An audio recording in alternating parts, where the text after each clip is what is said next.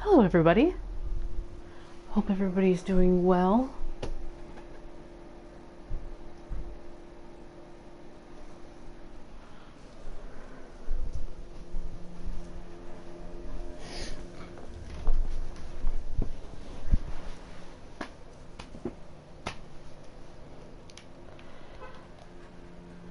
Let's talk to Hawkwood. Ah, another one roused from the sleep of death. Yeah, I guess. Well, you're not alone. We unkindled are worthless. Says you. Can't even die right. Gives me conniptions. And they'd have us seek the lords of sin and return them to their moulding thrones. They don't look moldy to me. Talking true legends with the metal to lit the fire. They're not fit to lick their boots. Do they even have legs to have boots? Don't you think? I don't know, man. Did you say your name was? What a sick joke. Sure. Asking us to seek the lords of Cinder and they're talking. Alright, well. You're just a little ray of sunshine, aren't you? You didn't even say your name.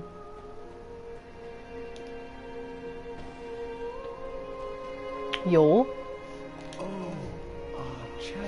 Yeah, I know, Dangle. I'm just being a smartass in character.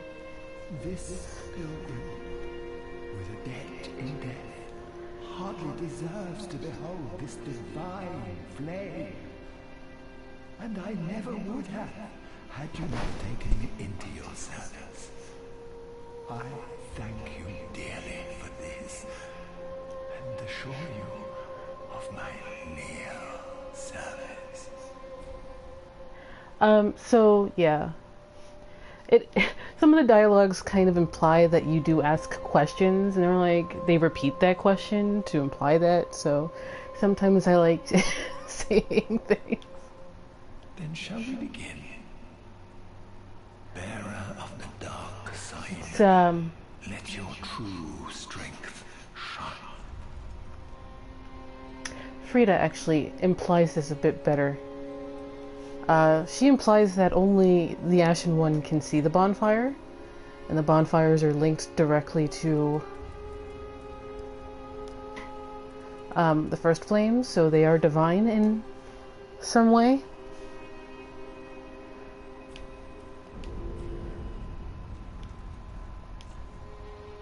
So now that we've allowed him to draw out our true strength, we have a thing. But first, let's see what he's got. He's got a bunch of sorceries I don't care about.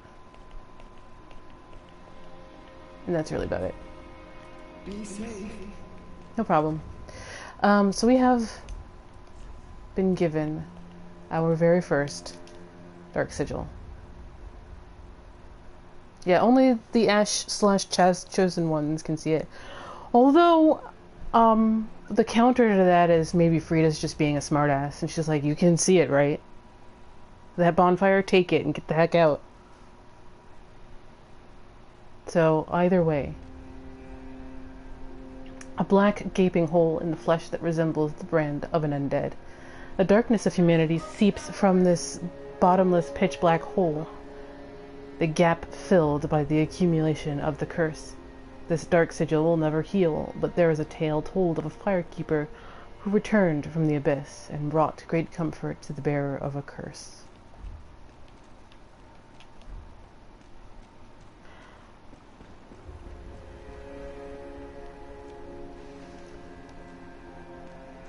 Grey Rat is still gone.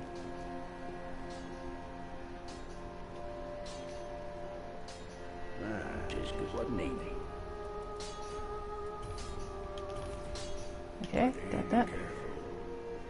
Now I have to go get a couple of things I didn't have time to grab yesterday.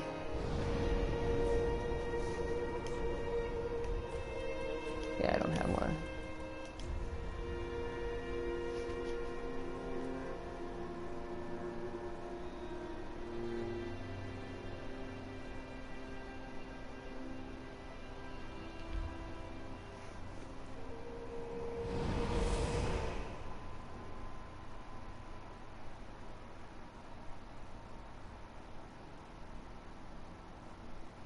Everybody kind of thinks it was it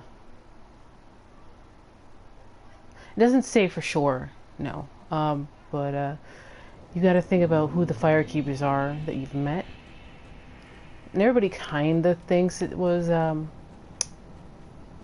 like either Shanalot or something, but I have my doubts.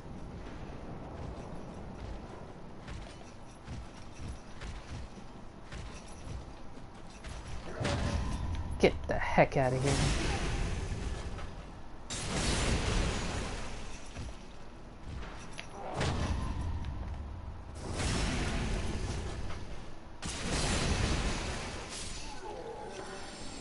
I have no idea why I understand parries more in DS3 than I do in Dark Souls 2. Could be input latency. Like, I understand the input latency on 30 FPS, but 60 FPS, it's kind of weird.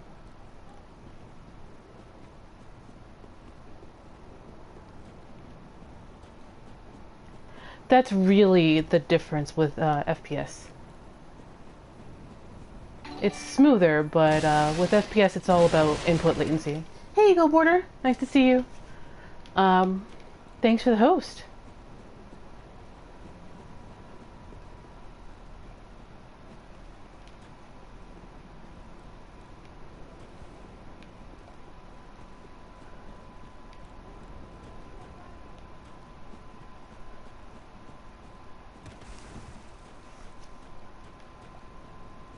How's it going?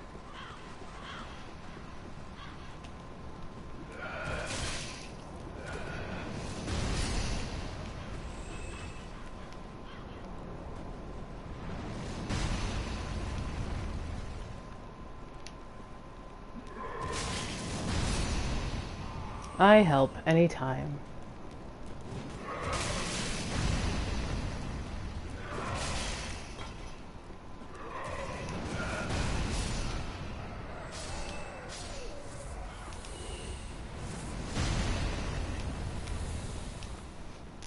Yeah, like I had it in my mind to go do a couple things that I totally forgot about because I didn't hit the tower first, but it seems like having a young branch anyway is gonna stop him. So I'm just gonna grab a couple things that I missed.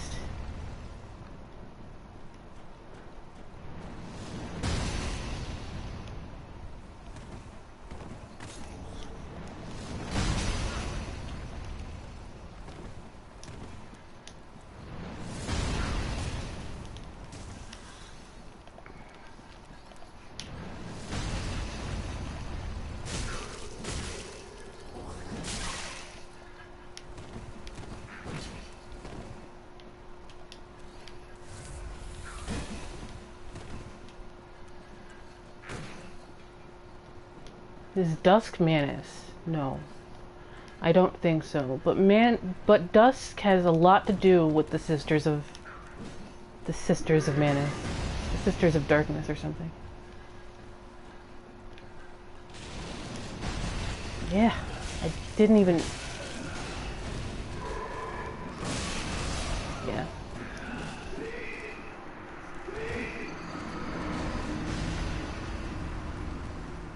If only because Nashandra looks exactly like Dusk.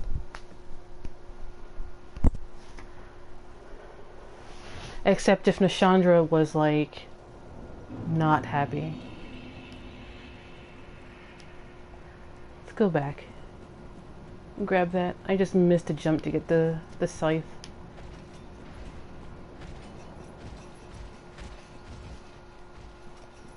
Hey, Dave. Yeah, that Dusk is just sitting there crying.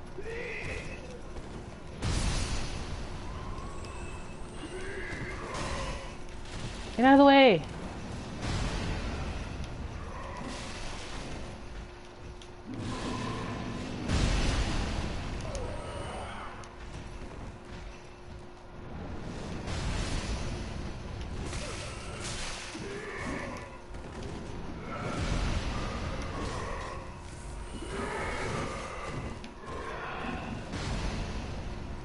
take advantage of the fact that those guys just don't have any poise. You can just roll right into them. And yeah, she has no further dialogue. She's just crying. And then when you pop over to Elizabeth, Elizabeth is like, "Oh, she'll fine. She'll be fine. It's okay. Everything's fine.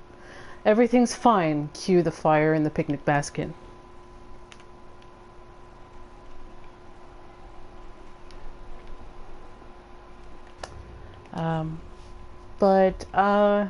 I don't know.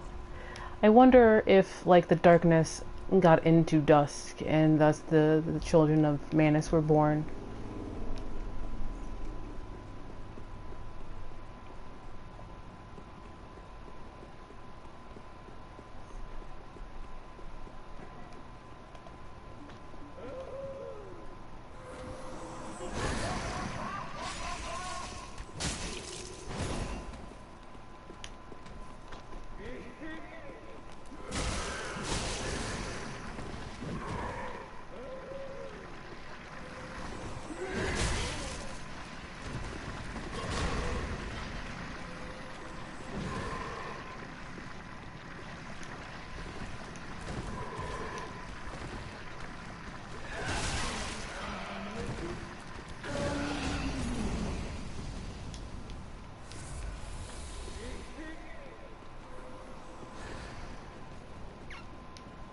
Fat Minister ladies.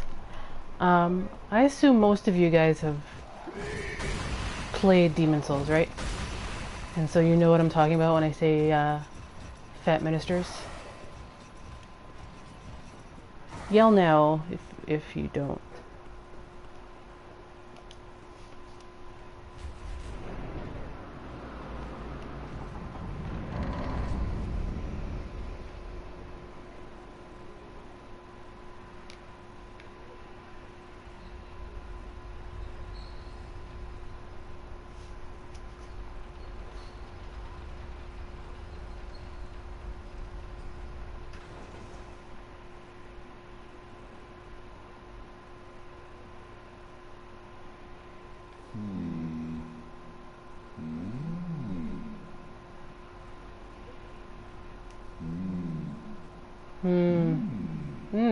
Oh. Pardon me, I was absorbed in thought. I am Siegward of Carim. To be honest, I'm in a bit of a pickle. Actually, you're kind of in an onion. Have you ever walked near a white birch only to be struck by a great arrow? Well, if I'm not mistaken, they come from this tower.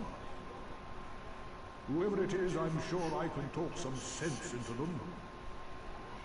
But I have to find a way up. And that's just the trouble. This lift only goes down, you see. There's a big difference between Sigmire and Siegward. That doesn't get me anywhere.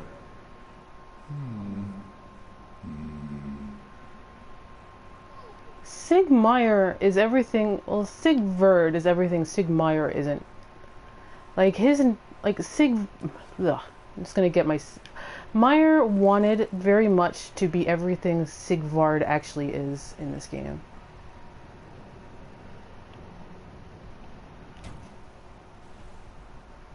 Fall. Dang it!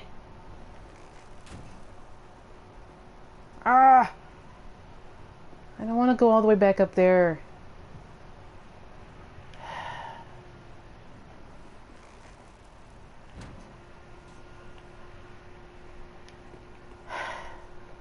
Sigh. Yeah, it's always the opposite. It's always the opposite. Just gonna shoot it one more time out of spite.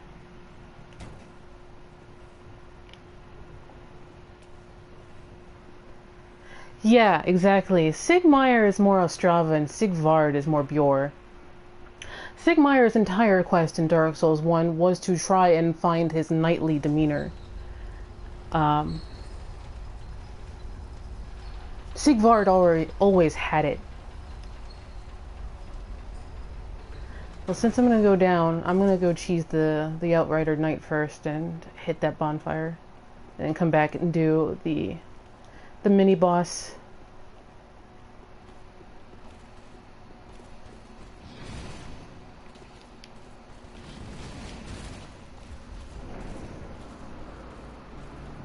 Praise the iframes and the hard leash.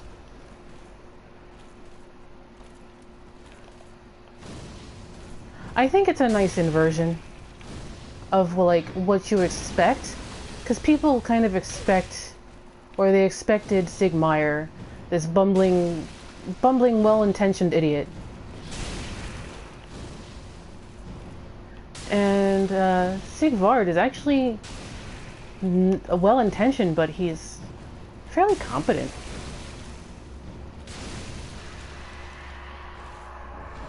If you don't know what I just did there, the Outrider Knight has a very hard leash. It is scripted not to come past, like, about here. So, you just open the door and just shoot at it. Far easier than making it fall down the elevator, the elevator shaft.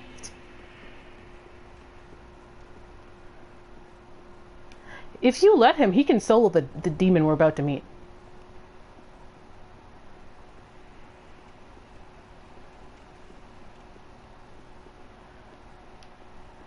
He's very much a bit like Tarkus, in that he is very competent, but he is jovial because he's from Katarina. That's just who they are.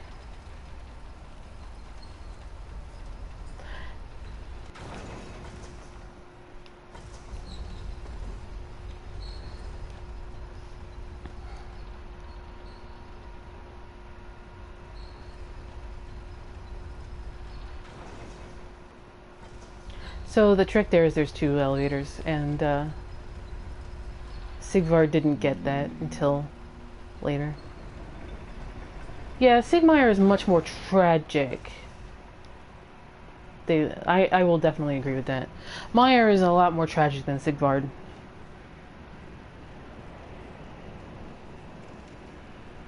I think it would have been nicer if he actually used a bastard sword, because Sigland, she uses a bastard sword. Sigmire uses a Sveihander. Who are you? They just like their great hammers. I mean, they're great swords. Anytime. Yeah. I help anytime. Side note, the people who are doing the official Dark Souls rings, Torch, they have announced a Katarina jewelry collection. I am really excited.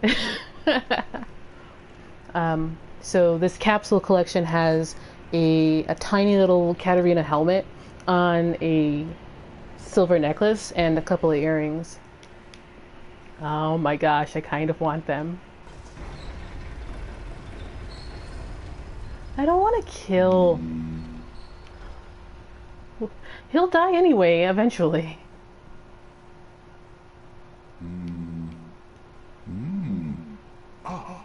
Oh, don't disappear like that. You had me downright worried. You were worried? But thanks to you, an epiphany has struck me square in the head. Pop. I've unraveled the riddle of this inscrutable lift. Toby, once you hit all of the white birch trees, and you unveil the Dark Sign Sun, he'll just die anyway by himself, and you can just pick up the ring anyway. On some days I begin to doubt myself. I went up the tower, so I thought, then somehow ended up here. You fell. Not exactly sure what happened. You fell, dude. Anyhow, do you see that? That humongous beast? I'm no coward and I've a steady hand, but that thing makes my skin crawl. How now? Think twice before you go down that road. Yeah, like there's a trigger. I forget exactly which one. He just dies, and you'll just find him, and he's just dead anyway. In New Game Double Plus, there's a life, or no, New Game Plus, there's a ring right here. It's a life ring, which is super associated to Katarina dudes, because guess where you get the life ring from Dark Souls 1? Yeah, you might have missed a branch. I think you need like 7+1 branches. in your inventory. The +1 is the branch that has a different item description on it. This is the +1. He says, good friend, no hit. Token of friendship from the giant.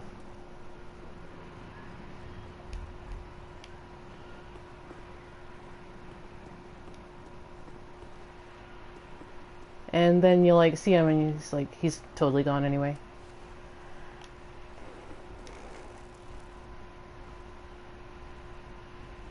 So this is our first of the stray demons. He's just kind of hanging around. He probably started all these fires because he was lonely.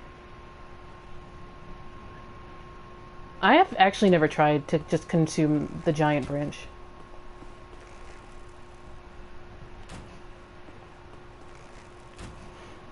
It implies with his death that, like, he was trying to protect Dusk's legacy, and, like, you found him. I, Siegward of the Knights of Carim, fight by your side.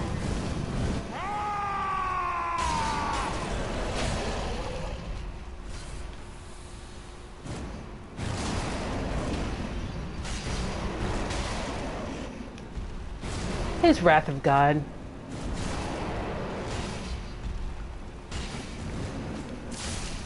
Damn it! He caught me mid-hit.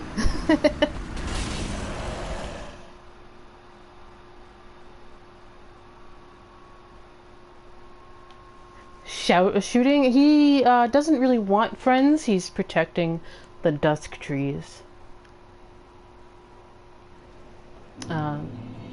Yeah, slammed. Being stepped on is OP. I'll tell you that.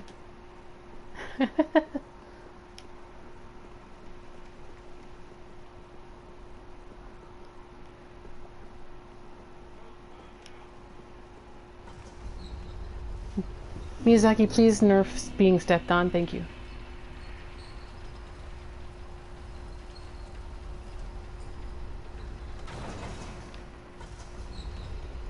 For those of you who want to see stats, that's it right there.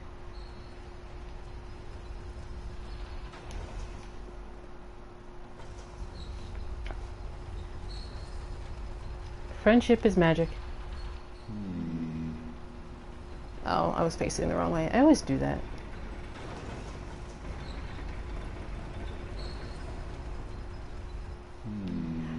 Remember, FromSoft likes drawing your attention with light sources.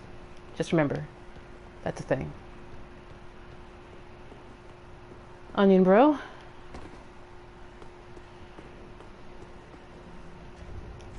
Do I have anything I can buff myself with? Nothing useful. Charcoal pine resin against the freaking fire demon. Are you serious? Grab that.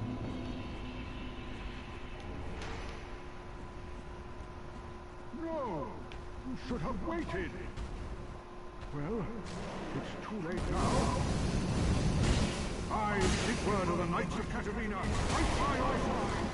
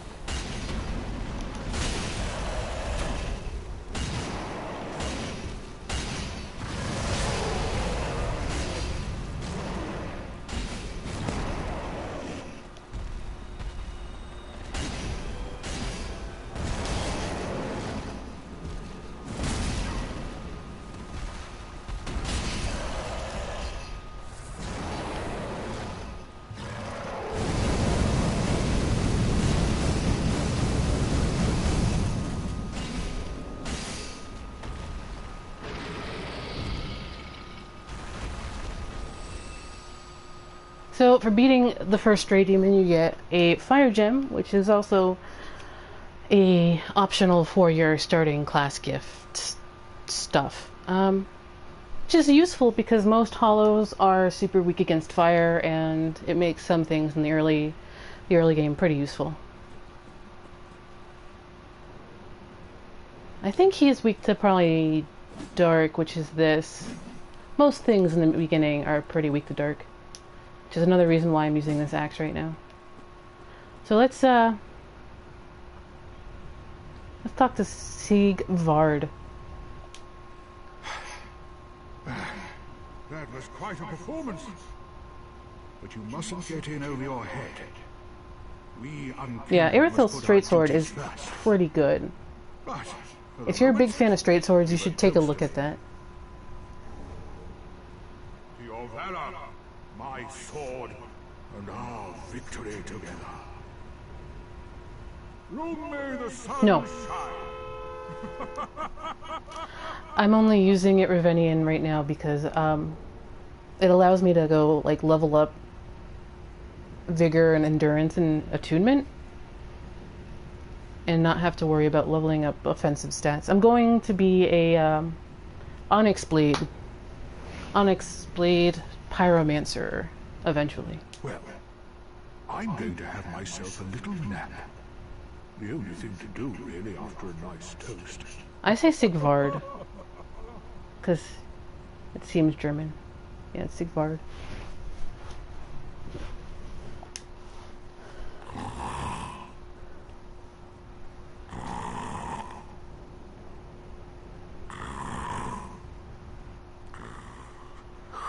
I want to be in the voice actor booth at Frog Nation when Daniel Flynn directs the guy doing Sigvard's voice.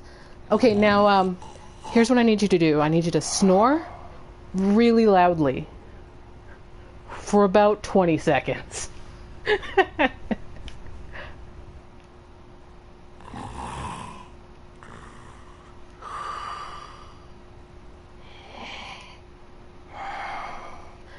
You can actually, it's more than one line. You can just fast forward through his snoring.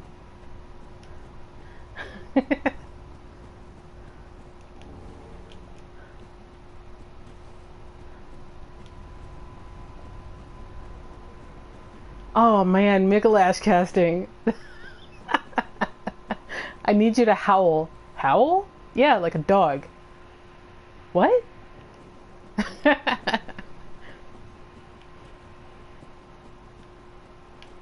Have to do a little bit of landmarking. There's Lothric and Upper Lothric where you can see the princes. Much like in Dark Souls 2 where you can basically see Castle Lothric from basically everywhere, you can see Castle Lothric from almost everywhere.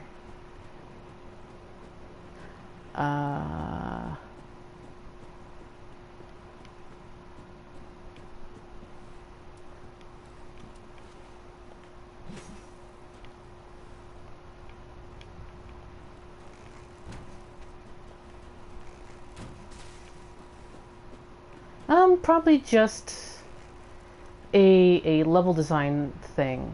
They want you to be able to see your goal pretty much from everywhere. It's more apparent in Dark Souls 2. You can't really see it in Dark Souls 1 because reasons. So that's the northern set.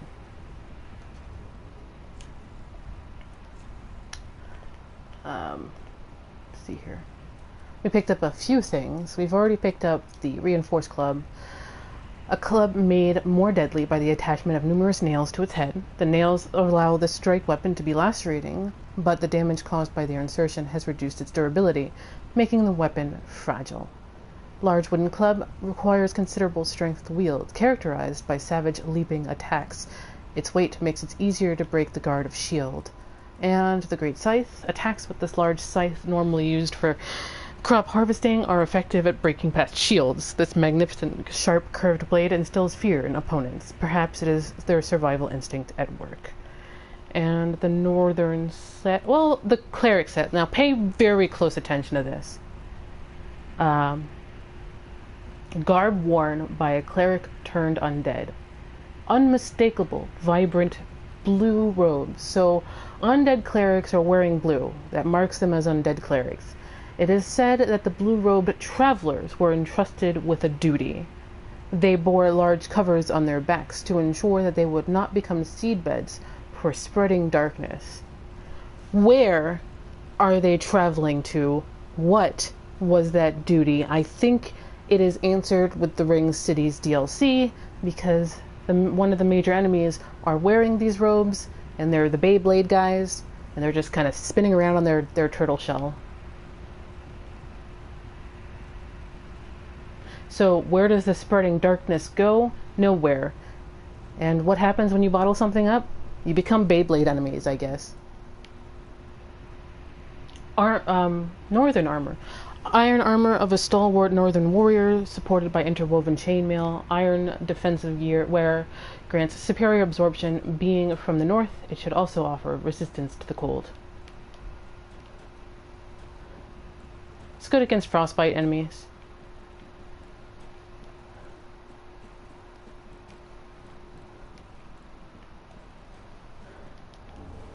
Red bug pellets, which in Dark Souls 2 were the troches, are different because I don't think they even mention Elizabeth at all anymore.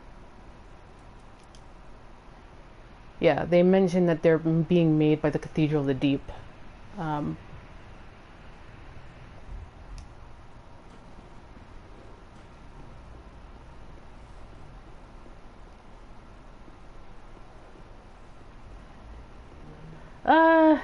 It's hard to like say if geography even matters, or if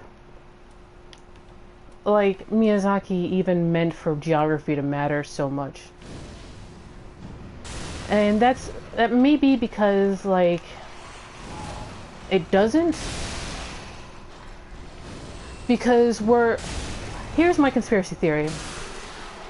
We're not in the real world ever in Dark Souls 3 until we touch Filianor's egg in the Ring City. We are not in the real world. This is not the real world. This is a personal hell, and since we're in the Undead Settlement, this is a personal hell created by Aldrich's memories. And as we remember, memories are ash in Dark Souls. Lothric Castle is a hell created by the First Flame for Prince Lothric. We don't know what the Lord of Cinder powers are, but I think it allows them to create this like bubble fiefdom, and that's what allows these bubble fiefdoms to quote churn unquote, because they're not actually real. They are a hell of a Lord of Cinder's own creation.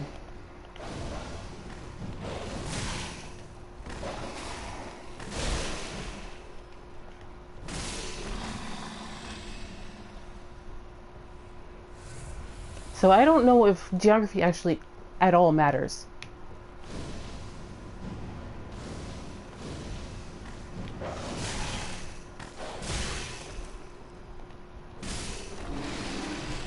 You know, I bought a pyromancy yesterday and I totally forgot to attune it. The kiln is in the real world, yeah.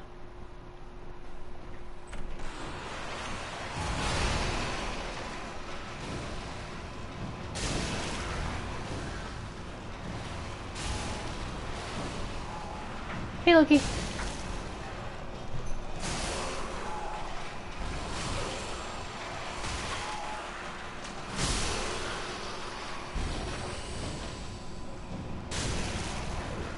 For that matter, the painted world is in the real world also.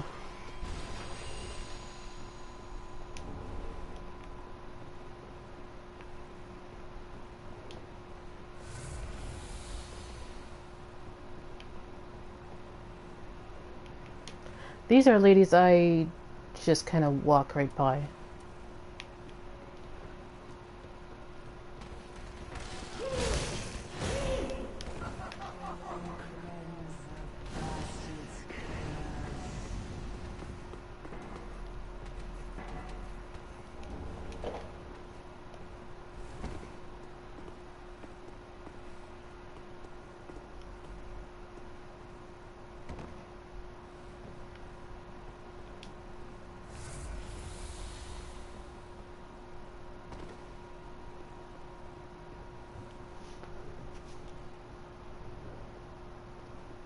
and we're all merely what?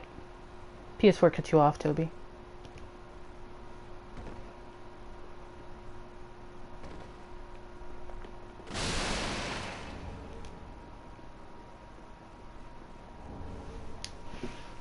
Also important for what it turns out to be in the Ring City, the Chloranthy Ring. This old ring is named for its decorative green blossom, but its luster is long since faded. This ring is described as ancient even in Dark Souls 1, and that is because this is Filianor's, or the ring given as part of Filianor's dowry to the Ring City.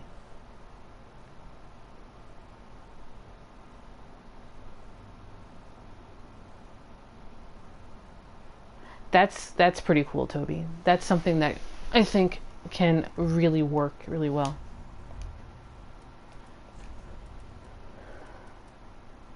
I don't think I need Chloranthy quite yet.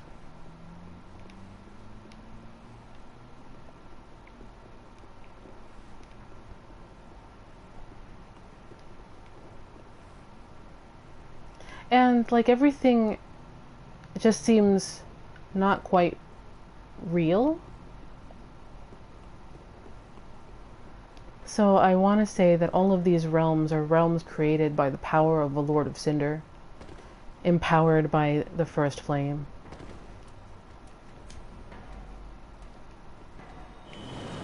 Just gonna piece that out.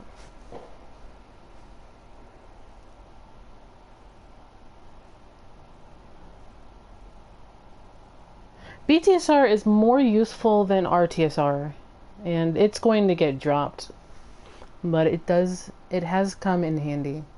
Mostly because in this game BTSR activates on the hit that would activate it, so not after the hit that would activate it, like it does in the past games. It activates on the hit that would activate it, if that makes sense.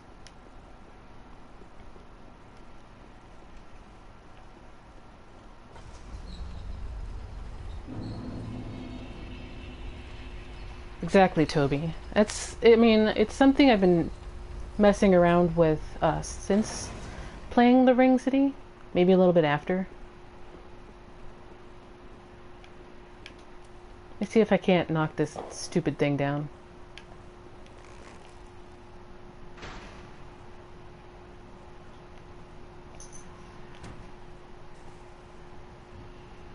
Oh, come on! Come on, come on, come on! Yes!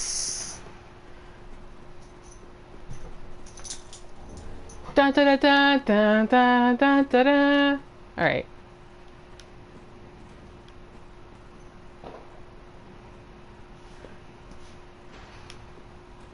That's cool. One the way of white Corona. I like that. I like that a lot, actually. I don't have Spook. I don't have the key yet. Actually, let's just go back to the shrine.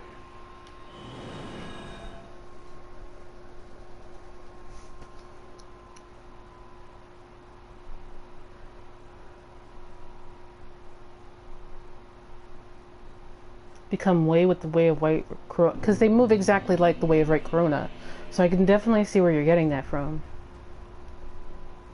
Spook is agreed. Ah, well met. You're not wrong. Oh wait, let me read that before I give it to you. Now keep in mind whenever I read these Umbral Ashes that ash is memory.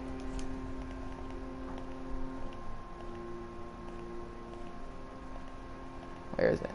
Keys. Here. Umbral Ash of a resident of the Undead Settlement, who made a living burying corpses. With this, a shrine handmaid will prepare new items. And there's many different things in the ashes about, like, people burying corpses, or people, like, being grave wardens and stuff like that.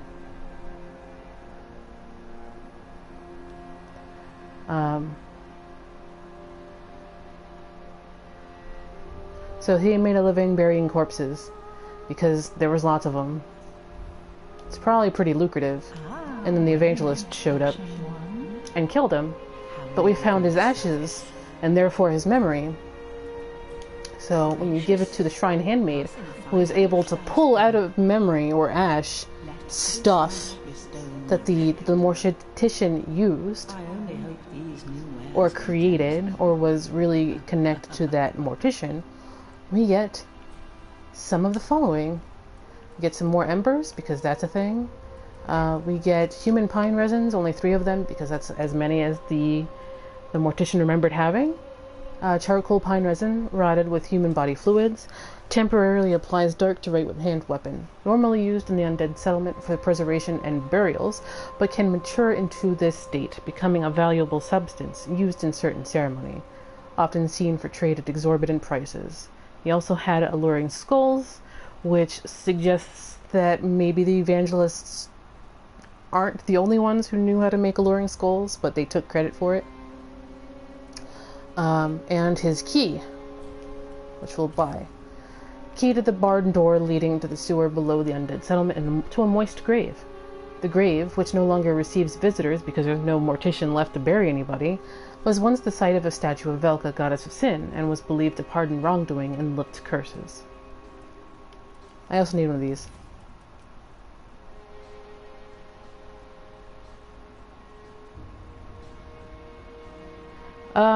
It's probably human pine resin.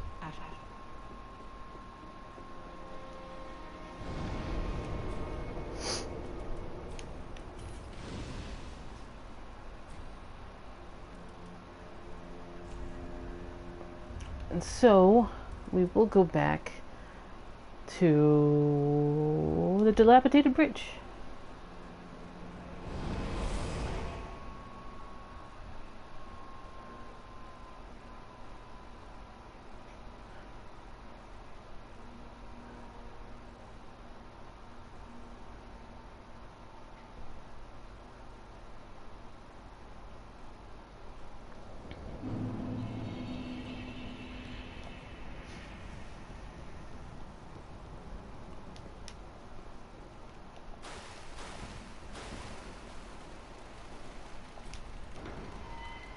Where you use the grave key.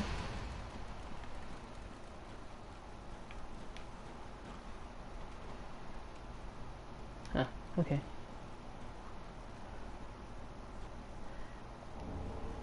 We get the loincloth, which you get if you're deprived, who's sitting by the statue of Velka. You can request absolution and dissolution. I've not sinned, but I will. And you can lift the curse for 2,300 souls. This allows you not to revert back to this face. It's not really worth it. We will be spending lots of money at Velka, because I'm going to be making Yuria angry soon, so that I can get the Pale Londor guy to, like, invade me. And I usually just hit her with a shield until she goes bonkers, and then I peace out. And then I pay the money.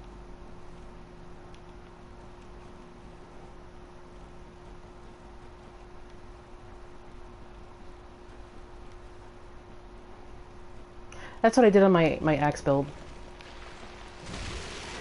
Because I wanted to stay in Velka's good graces, but I also wanted the armor. So I had to, like, make Yuria angry and then get forgiven. This character probably won't be able to use it.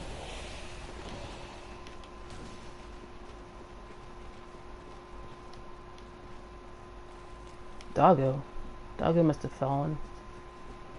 We'll be back for that stuff. I just want to make sure I'm not being followed by this guy.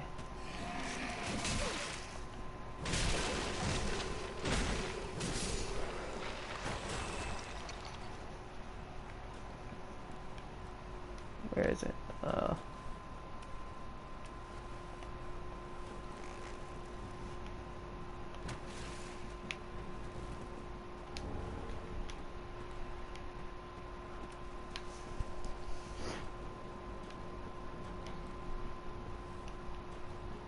I'm actually more of a fan of curved swords. When I go dex, I end up going curved sword. The first time I went through this game, it was a dex build. Started sellsword, twin blades, and then I ended up with the Pontiff curved sword. Ah, I missed the stupid.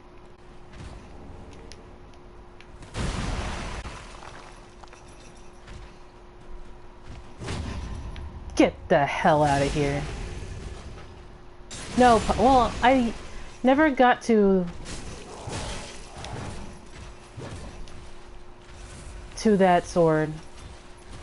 But I played most of the game with the Pontiff curved.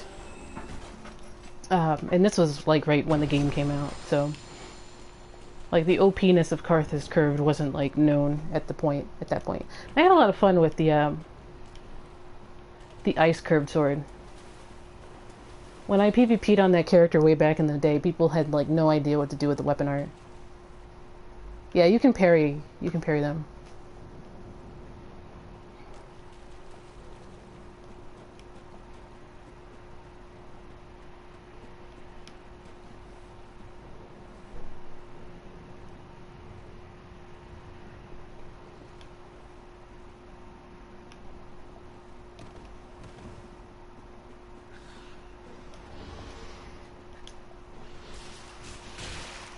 Leave me alone, brats.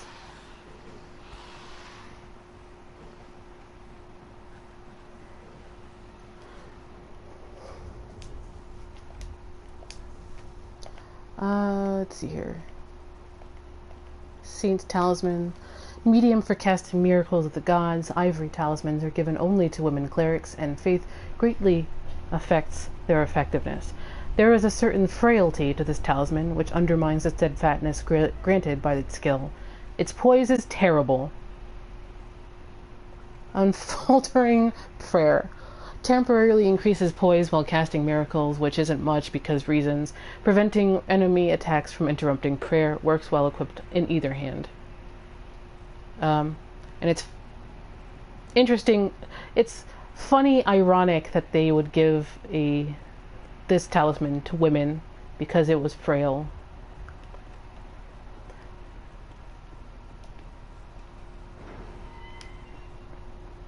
Maybe they were afraid of women. There's a lot of that. And even back to Demon Souls. And Sage Frake is like, I don't know what Yuri does. It must be because she's a girl. Anyway. Let's meet our next NPC. Who is there?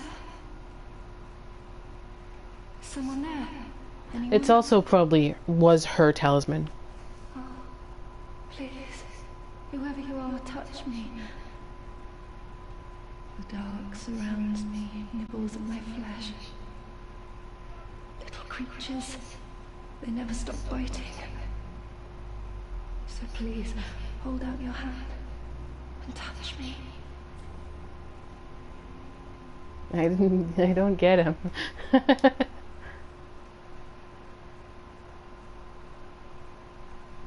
Oh, yes, there you are. So close, indeed. And I am not entirely alone just yet. Playing the role of Astora in Dark Souls 3 is Irina of Carim. Oh, forgive me. I am Irina of Carim. I came to this land so that I might be a firekeeper. Your touch has freed me from the darkness. I don't think anybody gets free from the darkness, but okay. I am weak and unfit to tend the flames. But if it would not trouble you, Hey, Velka. might I enter into your service instead? I don't think she has the hair. Oh, thank you, sweet champion. You need like the female bowl cut to have like the wispies pop out of the top. Solemnly swear to serve you. I can just imagine Eygon like carrying her up the ladder and like she drops her talisman right down there and you find it.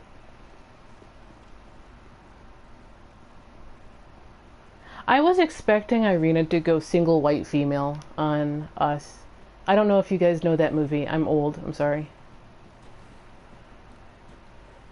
That movie's about a woman who gets super insano. You've gone and rescued her, have you? Yep. How very quaint. Pitying creatures that are beyond help. Panterix, thanks for the follow. Very well. I'm sick of looking after her at any rate. He's so I Sinsin. am Eygon, a knight of Carim. I am allied to you for as long as you assure the girl's safety. And only for that long. What's the matter? My terms are very simple. I am allied to you for as long as you assure the girl's safety. I like that he's dressed up like a gargoyle, and if we remember from Dark Souls 2, and maybe even 1, gargoyles are made to look like people that ward off evil. And that's similar in the real world too.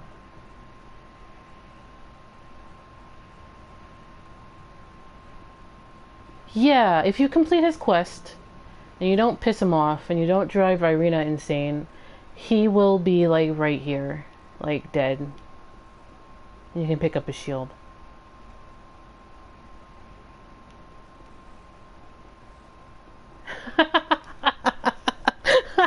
Fuck. Oh my gosh. Yeah, their names are super similar, and it's so funny.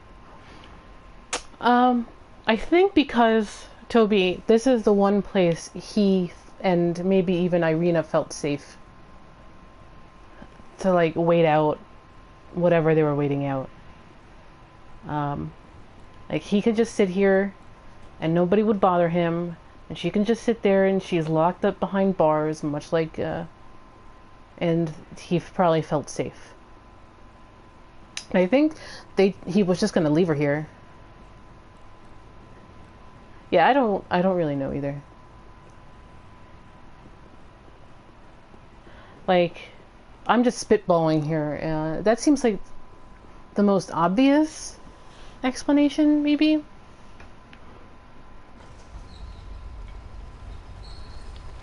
Alright, I think I've got everything of note.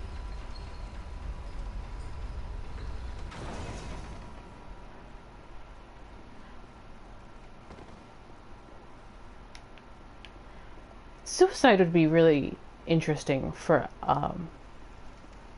Eygon.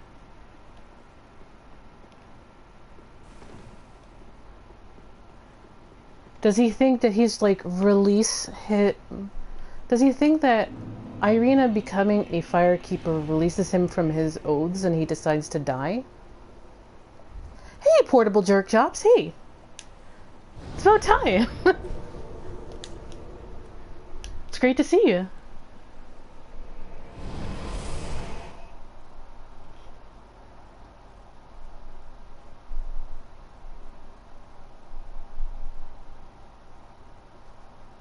Yeah, like he wears his cynicism like a shield, a little bit heavier than even his sister. Like his sister sacrificed herself to become a shield.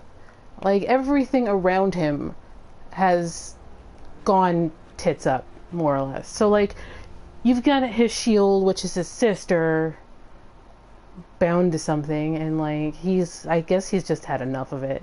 He's just had enough. How much souls do I got? Welcome home, speaker. Very well, then take Nari.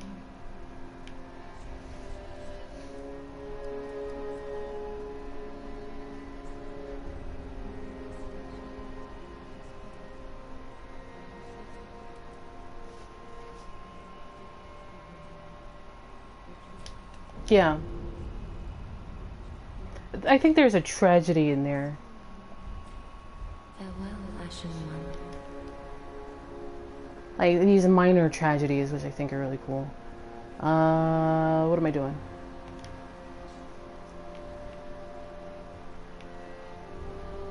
And yeah, that's the strange bit, because he suggests, yeah, like he doesn't say he's unkindled either. Like, was he even undead? Our boy's not back yet.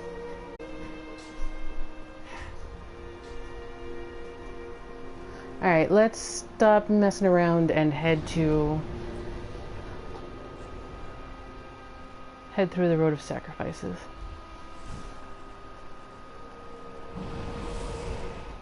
A Gundyr who doesn't get jobbed by Prince Lothric and his group.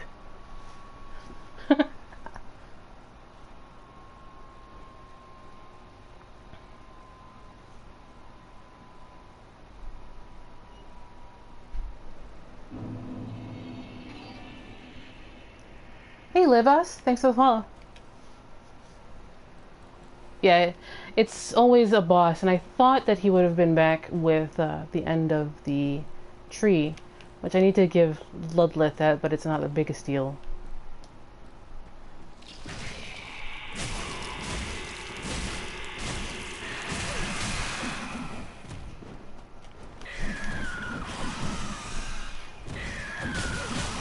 Camera's just freaking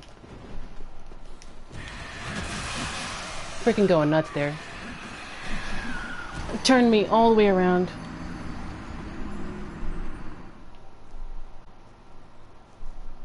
All you faceless undead, behaving as if you deserve respect.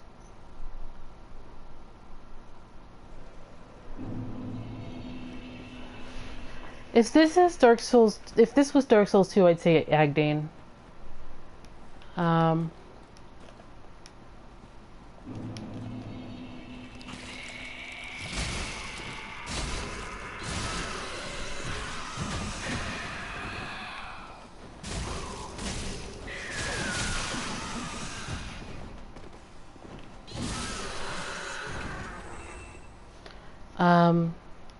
I love the Corvians in Dark Souls 3. I think their story is like, whoa.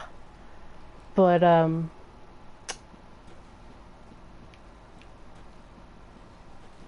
we have basically enough on Sullivan. So definitely not him. And by extension, probably not Aldrich either. Probably Yorm.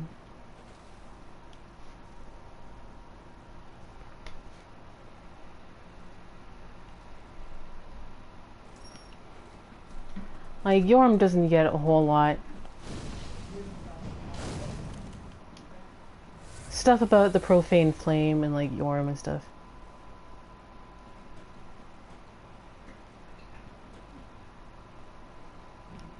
He mimicked him.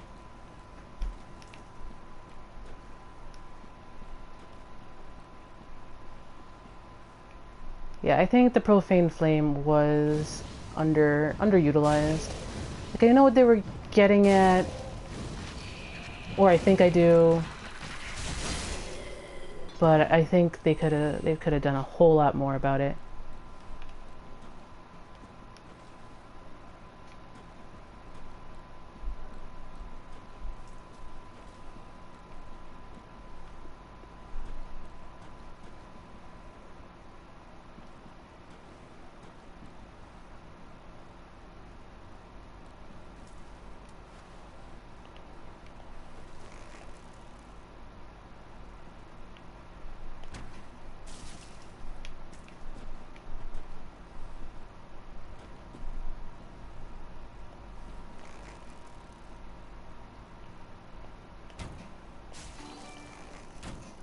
Hey, Blue Dreamer. Thanks for the follow.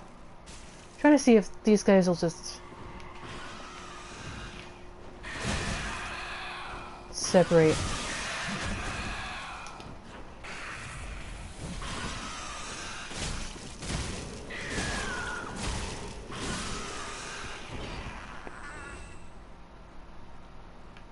Yeah, this area is interesting, and it really encourages you to like just run through it and miss it all.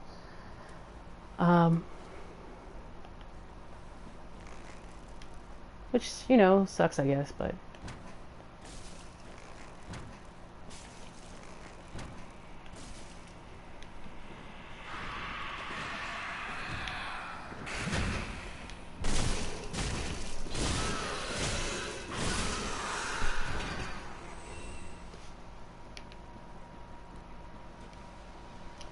And the reason that I did that was because this guy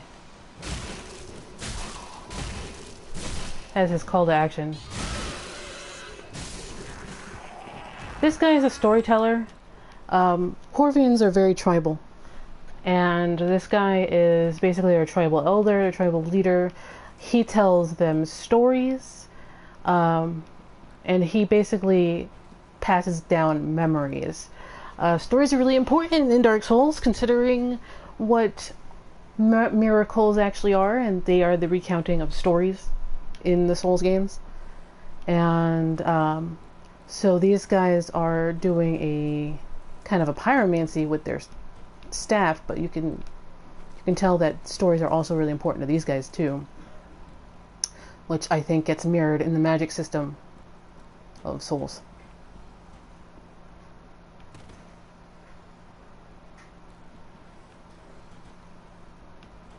Possibly. Like, consider what a miracle is, and it's basically a story.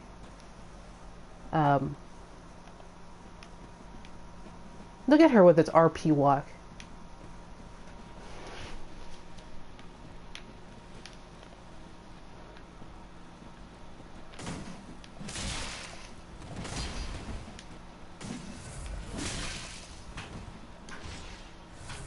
Alright.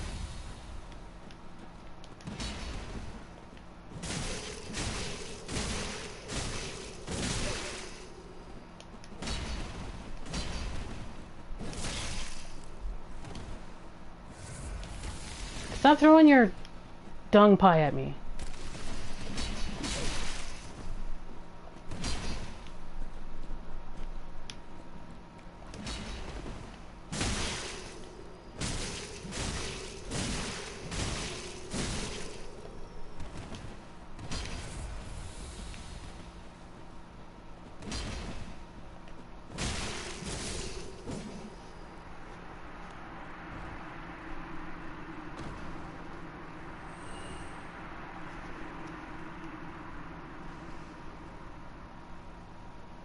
Yeah, you can take the girl out of Blight down, but you can't take the Blight down out of the girl. So you get to bring an axe. Not Mildred. Rip. I forget what her name is in Demon Souls. Like, she's actually fully dressed in Demon Souls. She's super scary. That Black Phantom. I avoid that Black Phantom. Like the plague that I can't stop catching because I'm in Valley of Defilement. Oh, Meralda is someone else. Well, this is a highway, and you can basically... And so, since this is the Road of Sacrifices, and they were dragging sacrifices to Aldrich, I assume brigands could have, like, robbed the evangelists as they were passing by. Yeah, the Meat Cleaver Black Phantom in Demon Souls. Super scary.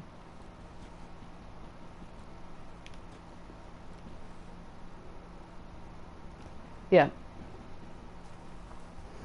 I actually have a Meralda build in this game.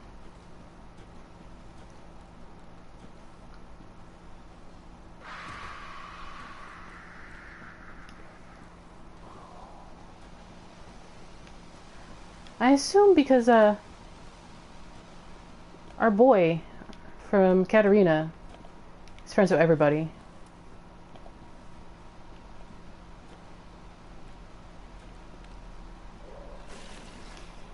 Really?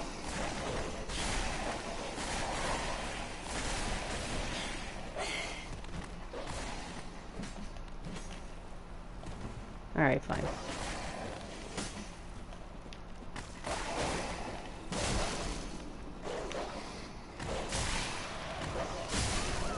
Ah, she got me. Yeah, and Meralda's armor was like the best you could get if you're a female character in Demon Souls. So it was well worth it to do all that.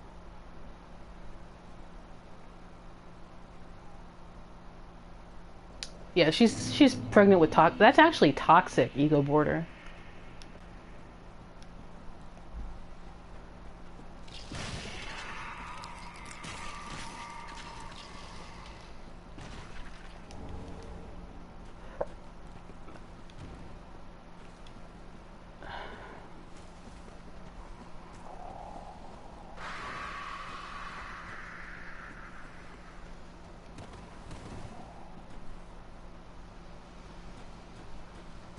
Oh yeah, Selen? Man. That's a weapon I wish they'd brought back for Dark Souls 3. The Blind? Holy moly, the Blind is such a pretty weapon in Demon Souls.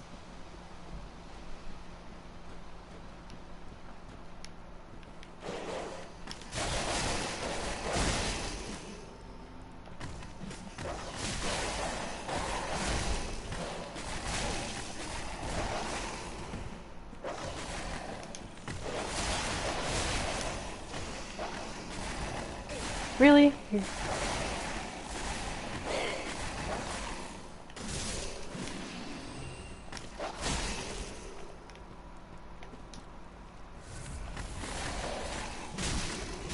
There we go.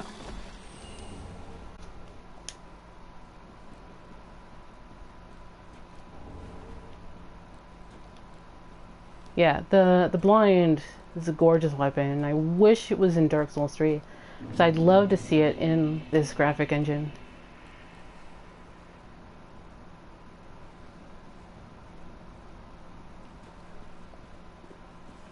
Hey guy. Gentlemen.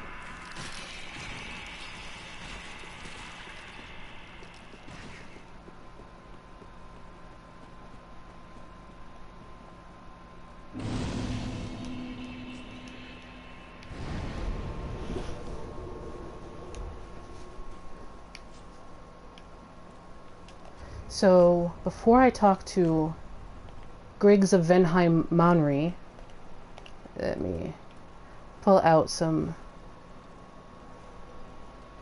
Yeah, I would have killed to get the gold and silver tracers. It was only missing, what, one move, and they just didn't put it in. A sacred Braille tome from Carim, filled with advanced miracles. Give to a storyteller to learn advanced Carim miracles. By the way, where do we find this? By a whole tribe of Corvians. What do the Corvians do? They group around a storyteller. Well, gee, you guys. In the Way of White, there is a tradition of placing great faith in the words of the blind, and Braille tomes are not unusual. What else did we get? Yeah, Morne's Ring. Boosts miracles, a malformed ring given to knights of Carim. Boosts miracles. Morne served the goddess Scythe, and later became an apostle of the archbishop. They labored together to provide comfort to the suffering. Now, let's back this up a little bit. Dark Souls 2. Scythe. In Dark Souls 2, it insinuates Scythe doesn't actually exist. Or if she did, she was not so much a saint or a goddess, but a demoness. Yeah.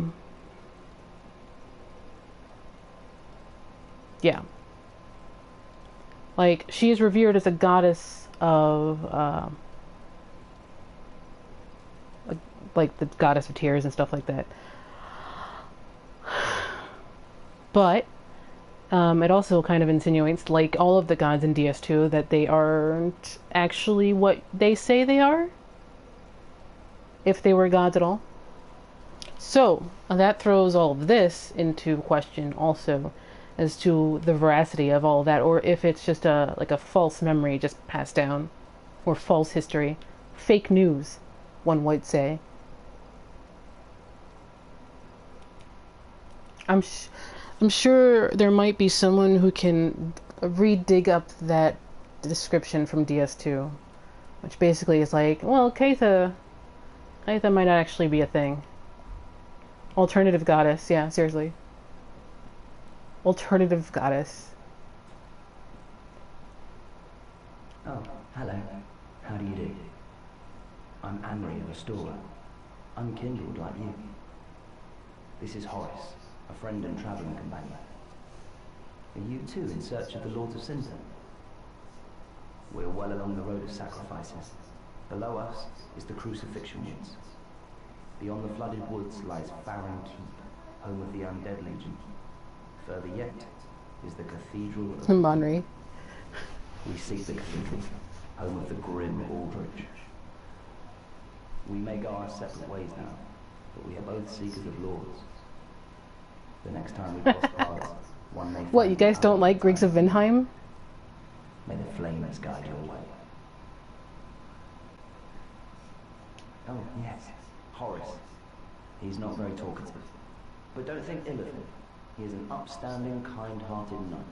A fine partner for this grueling journey. Without his help, I would have cursed this onerous duty long ago. Yeah, this male Anri is voiced by the guy who did male Griggs. Thanks, Portable. The road of sacrifice. The offer we make the next time we... Are you ready for the best line read in all of Souls?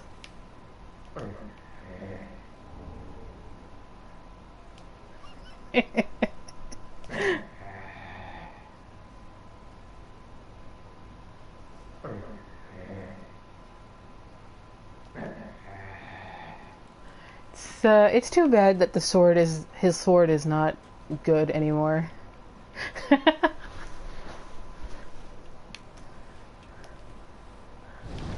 I think speedrunners now use the sellsword blades instead.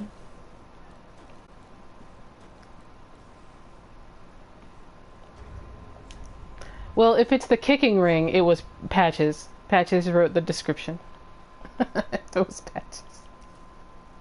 Alright, let's go back, drop off a bunch of things, and then I'll come back and I'll pop an ember and see if anybody wants to come along.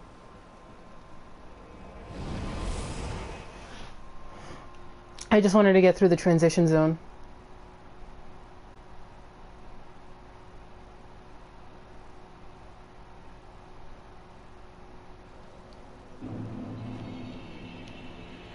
Oh, and guess what? It's Cirrus. Hi, Cirrus.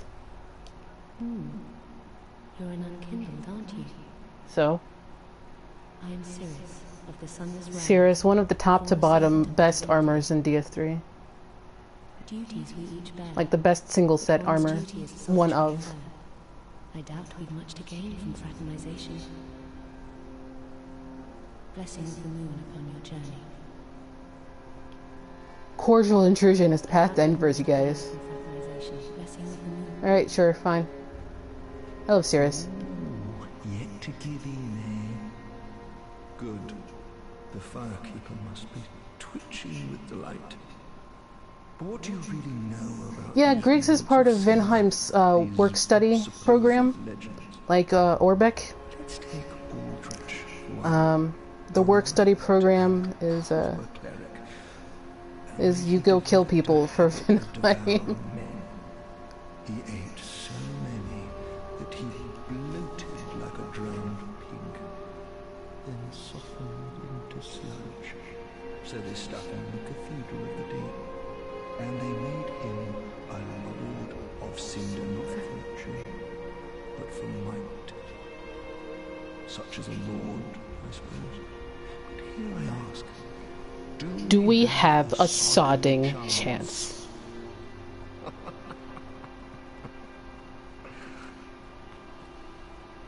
At the foot of Lothric Castle, It's a good series. Rest and relaxation. below the tower of the Undead Settlement. It was used to transport sacrifices to the Cathedral of the Deep. You should see where it leads. If you've the stones for it. I have a lot of stones. Haven't you seen my pouch? I've got a lot of stones in my pouch.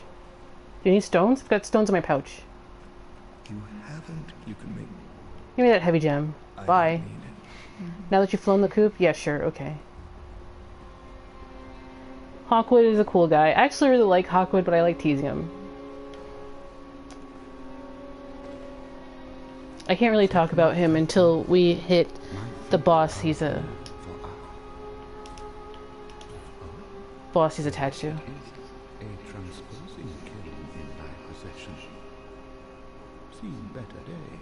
I feel like I'm an Uber Eats delivery service for these guys.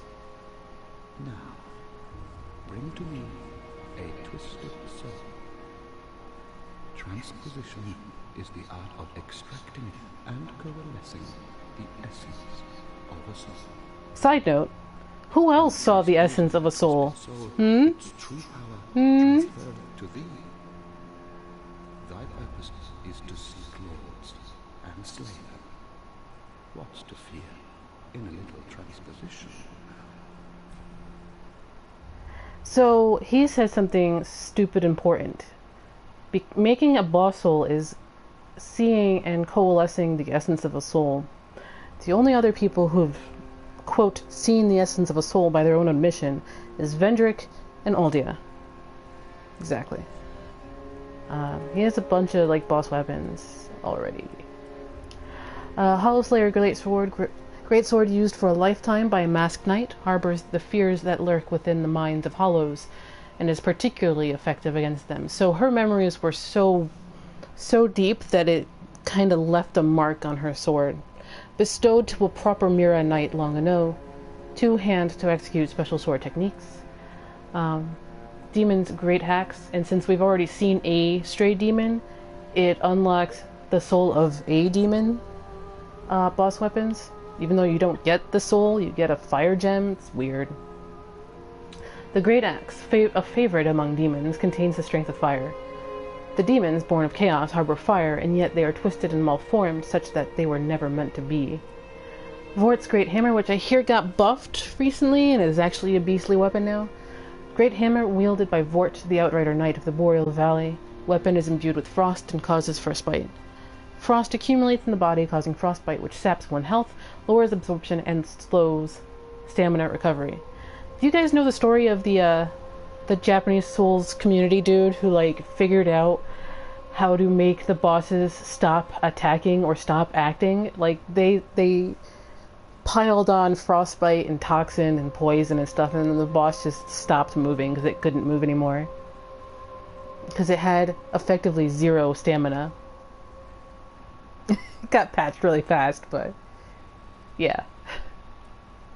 There's a video on YouTube because they, like, transferred it from Nico Nico Doga to YouTube about it. One of the it's pretty incredible. Astora Spear. One of the curses that festered within the belly of the Great Wood, and a terrible weapon favored by Earl Astor the Impaler, who I guess becomes Dracula in Dark Souls. The spear is unwreathed with rotten, heavily poisonous meat, which makes it smelly too. Defeating foes restores HP. Demon's Fist. A demonic fist that burns with fiery essence. Its wielder can release its power through use of its skill. When two-handed, fists are equipped in each hand, and you become Bruce Lee. Flame Whirlwind. Spin through opponents with abandon, flaming fists outstretched. Using a strong attack while spinning, utilizes your momentum to slam the ground with both fists. Yes, Earl Astor of Carim created the Bite Rings. Speaking of the Bite Rings, you can see how the item description has changed, because we already have a Bite Ring. It only ascribes it to Carim, and has, like, forgotten that it is from Earl Astor of Carim. It does go on to say that crafting of these rings is forbidden, but clerics, the hypocrites they are, dabble freely in the art of making these rings. So Earl Astor created the original rings, and then clerics were making their own.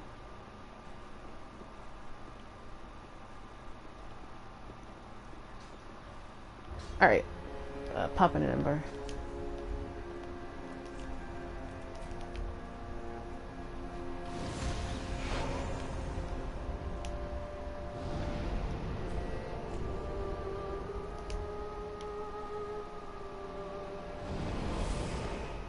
Yeah, the video was really detailed. Of course, like, all the text was in Japanese, so, like, I had to, like, pause it and then read it really slowly.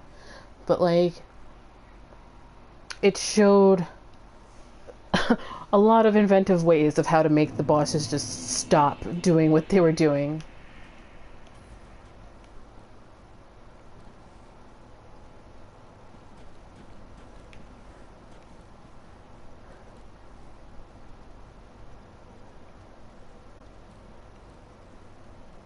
I think the transition zones in Dark Souls 3 are way better than Dark Souls 2.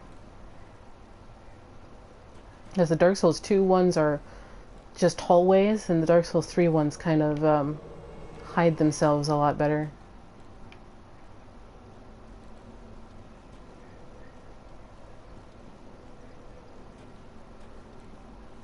I pop, wait, am I not allowed more? Do I have to buy a dried finger, so let's go get Orbeck. I usually don't have a set method of doing this area. Like, if I need to get Orbeck, I'll just go get Orbeck and then kill the dudes. Yeah, but copyright infringement, yeah, seriously.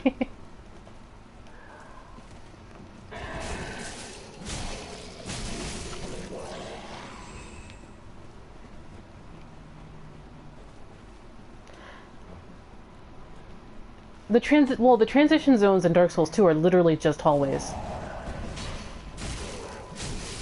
So it's really obvious that they're transition zones for loading, like for how dynamic loading actually works. Like, DS2's is silly. Elise!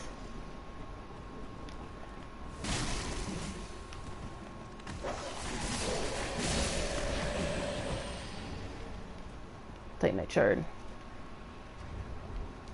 Yeah, go ahead and mimic him if you want to fight him.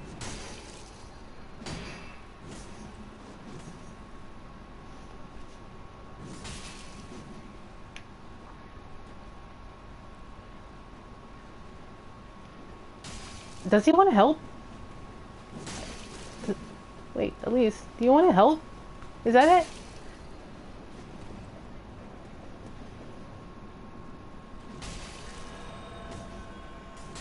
Poor purples.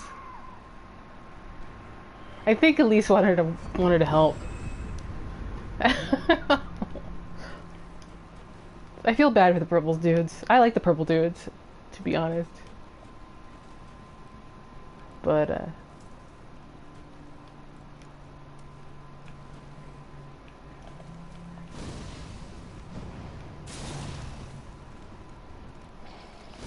Hollows really don't like fire.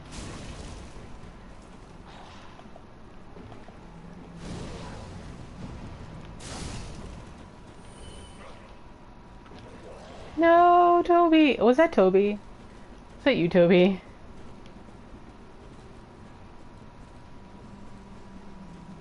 Oh. I realized that you might have wanted to help. The struggle of being a purple, forever misunderstood.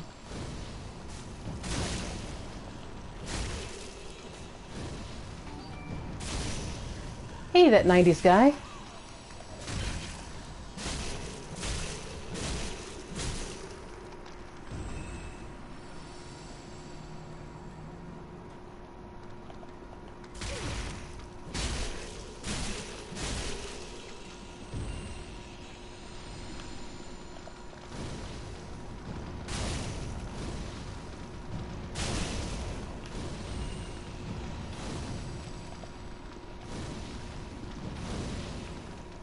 Fine, whatever.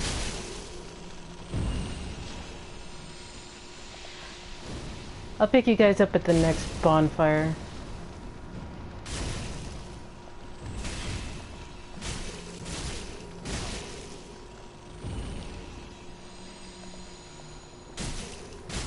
These guys are such pushovers in DS3.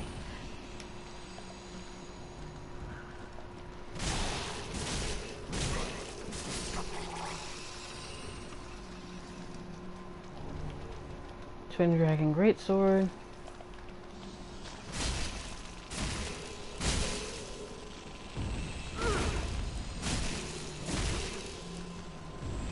Hey Zed. Defiler. Nice to have. Thanks for the follow. Welcome. Wait a minute. Did I overshoot it? Should be.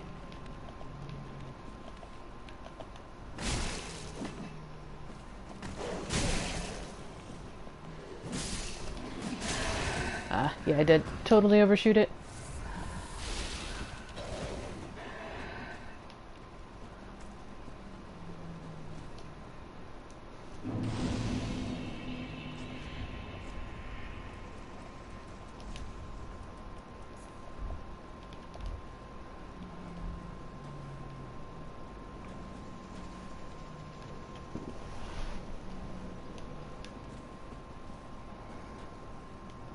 There's the grass crest shield. A crabbo. Just switch to a parry shield. Little crabbos.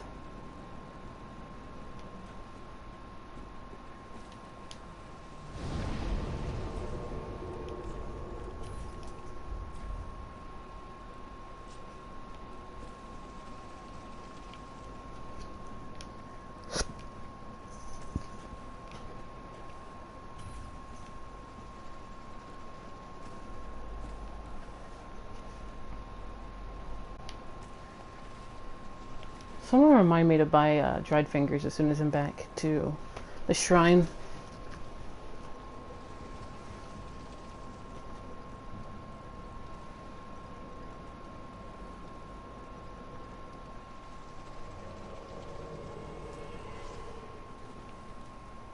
You mean the Fallen Knight armor, or?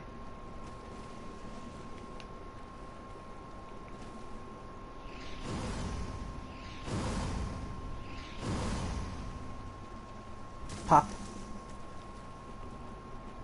Let's go get Orbeck and learn ourselves a little bit about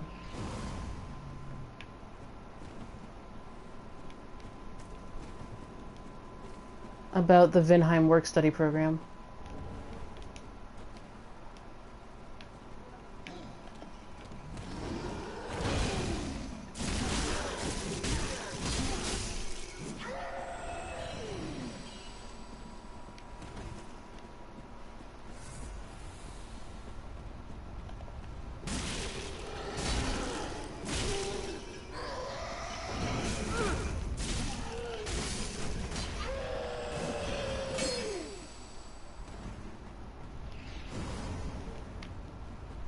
That. Grab that.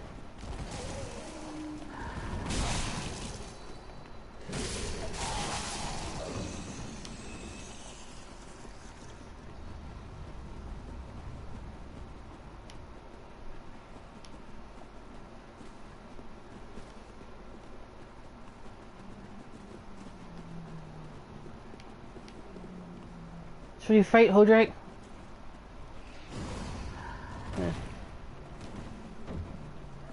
Yeah, it's probably not worth it. I thought so too, but I think I might need dried fingers. I think this is a 1 phantom zone. So I'm gonna pick up some dried fingers as soon as I'm back, so.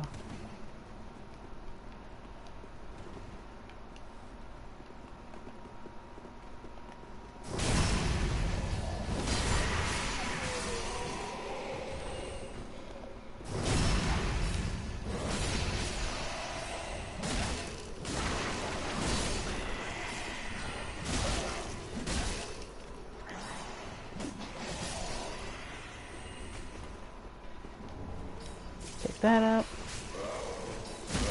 Would you chill out?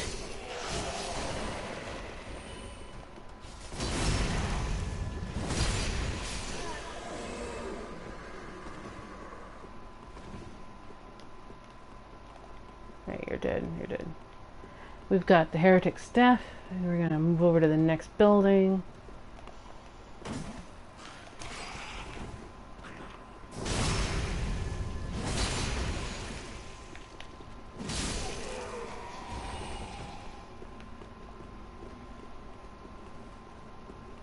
CrossFit.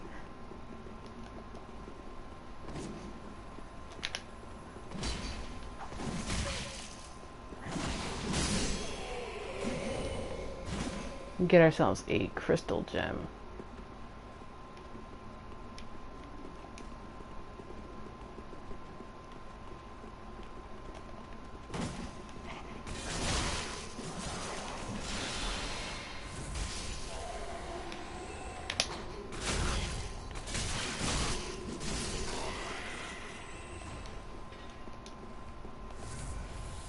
hell's that over there? Okay.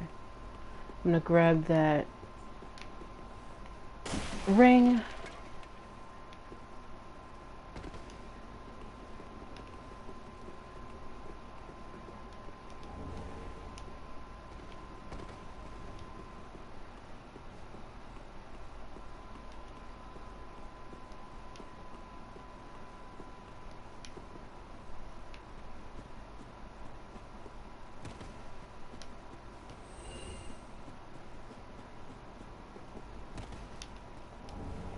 Pick up the golden Velka seal.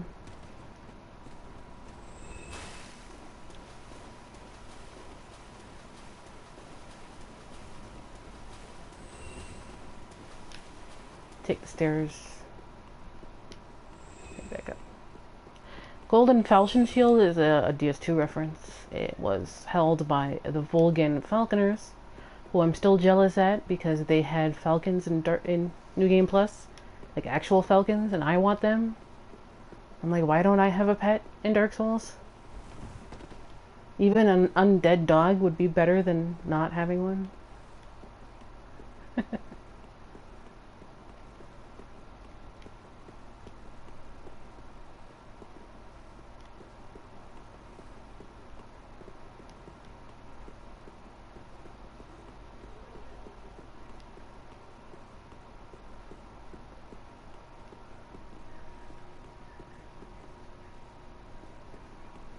Yeah, there's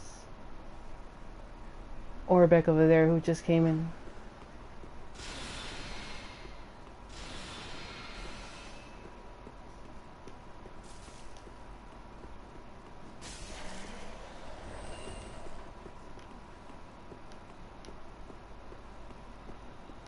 Oh. I don't get to roll it over. Well, this Hey, is anyway. unexpected. I don't often have visitors. Yeah, so I can see why. This is my study that you've happened upon. If you haven't any business, I've reading to get back to. How intriguing. Very well. Indeed, I am a sorcerer, with plenty to share. However, what champion demands service without recompense? Clearly, you're not that sort of woman. So you will make me a promise. Pinky swear? Exchange for my Everything? teaching, Shrek! you will bring me knowledge. In the form of scrolls detailing sorcery's secrets. Well, can you assure me of this? Very well. You're no fool. I take it you understand the weight of a promise. I am Orbeck, of Vinheim, unkindled one. I shall teach you sorceries. We will learn together. He's coming. It shall be like our very own school.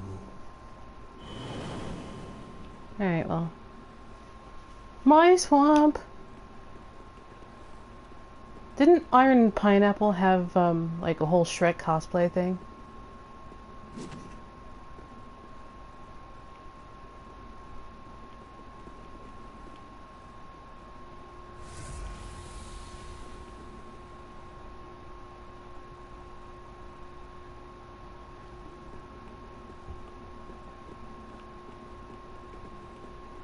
Okay, well, let's...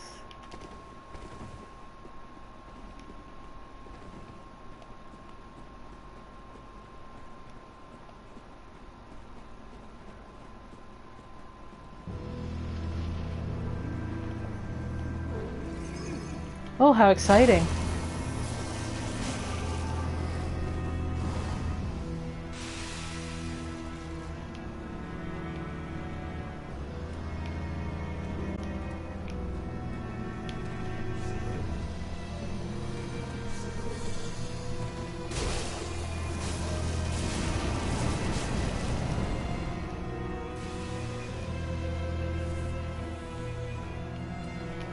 Seeing how Fire Surge ends up working.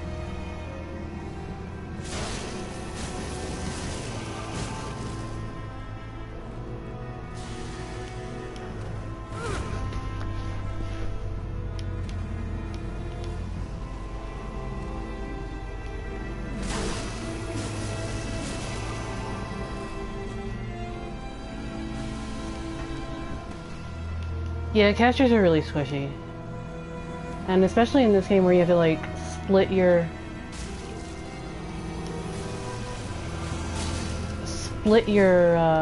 leveling so much. I mean, it makes sense, but like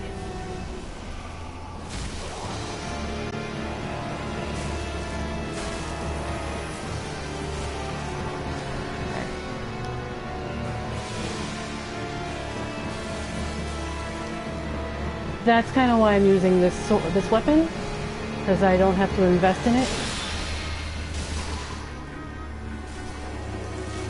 until I absolutely feel not as squishy.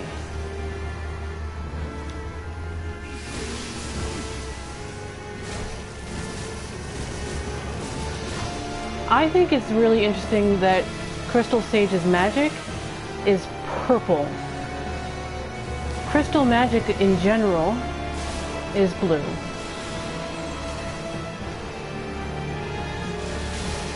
So I really kind of wish we got a sense for what improvements the Crystal Sages actually did and what turned it purple.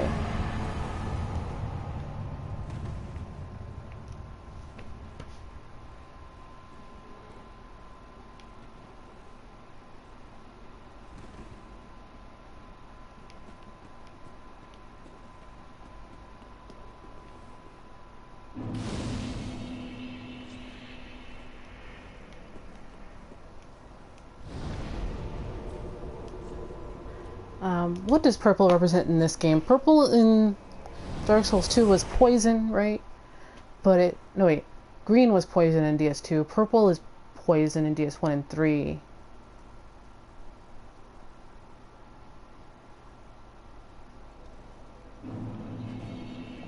Hi, let me buy that,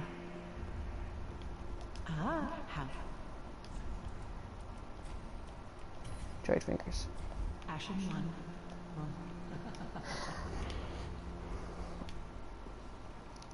I think it's really neat that dried fingers, which in DS2 you would pick up in the Undead Crypt, where death is, or the Painted World of Ariamis in DS1, that the person most associated with death, the Shrine Handmaid, already has the dried fingers. Yeah, purple. Indigo is what they say it is. It looks purple. It's probably more indigo. Is profane stuff? Moon magic? Yeah, moon magic. Grey Rat's back. So let's say hello. Oh, hello. You've come at a good time. It took some prowling, but I finally made a score. Go on, have a gander. So he comes back with a divine blessing. Comes back with a whole lot of stuff, including war picks, Zweihanders, the Pontiff Knight curved sword, which is when I bought it. He comes back with, yeah, long swords, lots of little shields.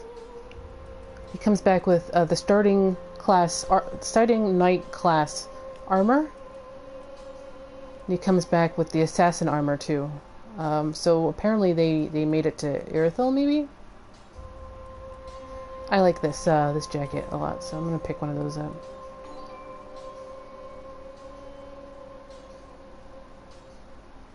Hi, not an original name for me. Thanks for the follow. It comes back with a whole bunch of arrows. Like, I like having him as an arrow guy.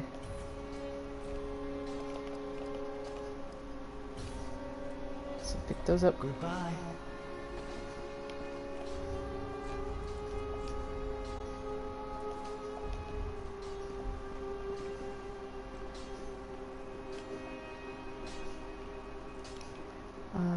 Vortex. The island.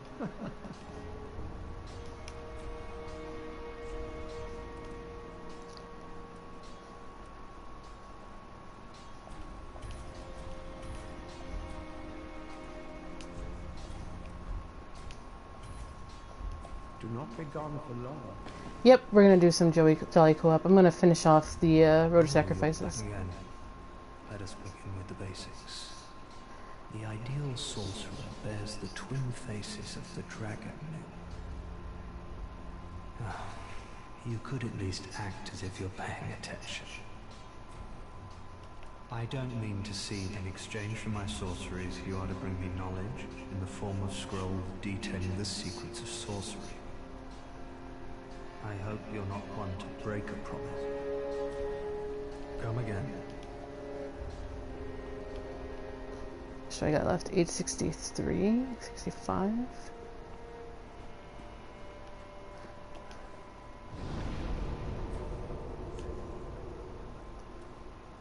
Let's go and pop into Crucifixion Woods.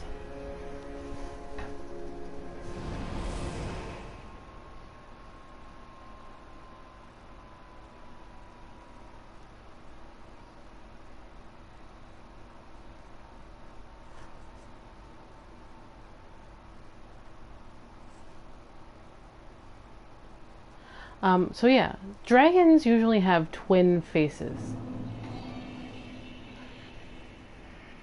Stop my feed, thanks for the follow. So let me wait for you guys to show up. So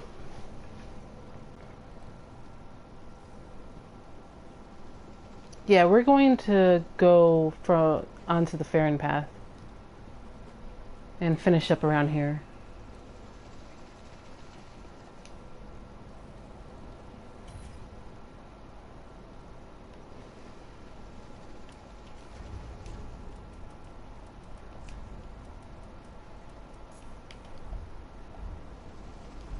He is better than Griggs. I like Orbeck way better than Griggs.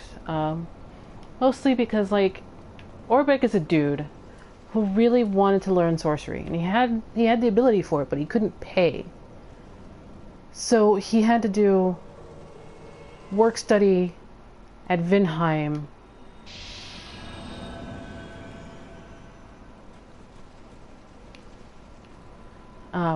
Work study at Vinheim and be like, okay, fine, I guess I'll just kill people to get what I need.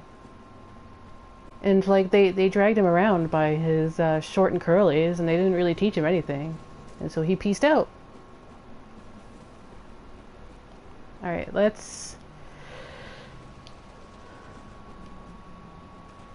grab the Grass Crest Shield.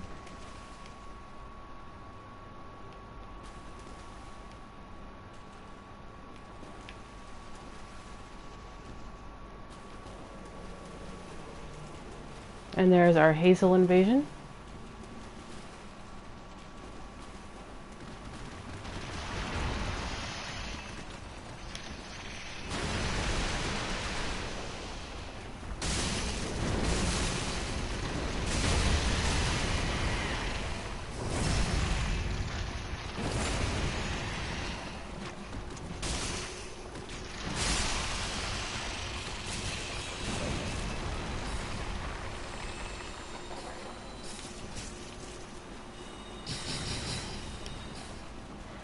So now we're getting hit by our Watchdog guys. The Watchdog guys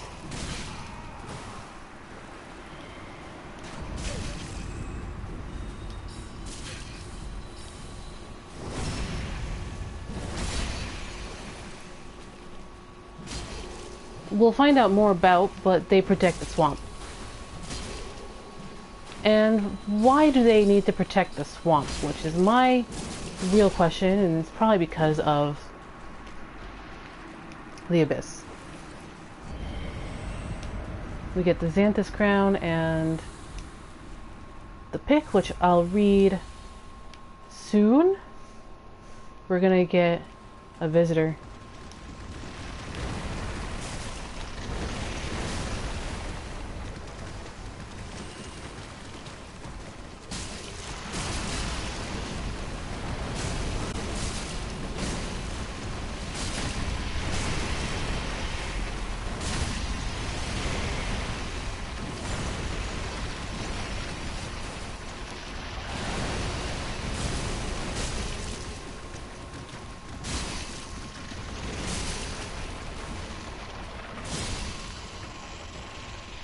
There's our visitor.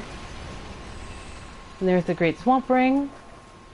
Implying that guy pretty much got eaten. Yeah, sort of like that. Sort of an advanced guard. I'm not running after him.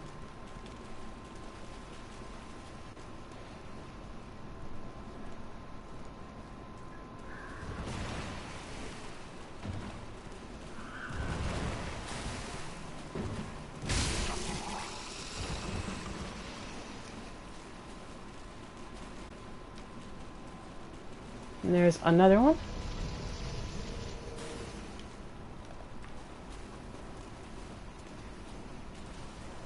Star 4. It's like knights.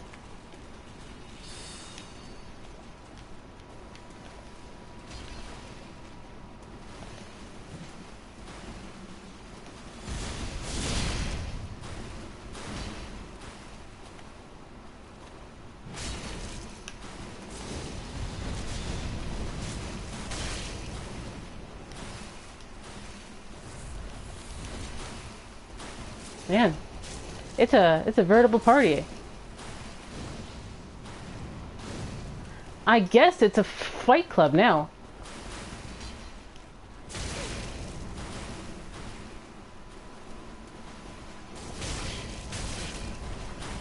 So he's got a sword, fire sword.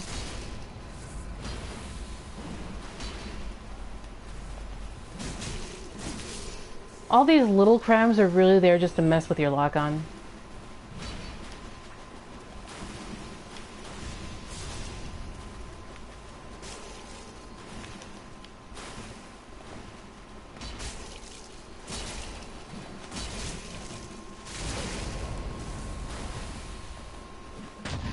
I got parried. I'm dead.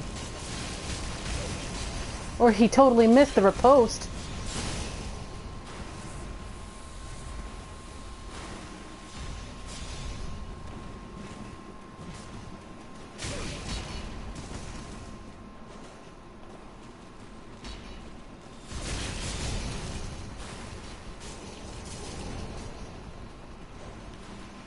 Chanelot, if you can make it, let's keep moving towards the ladder.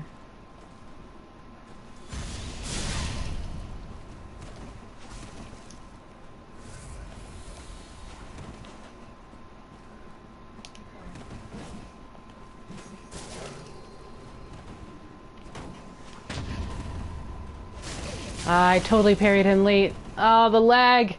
Ah, the lag!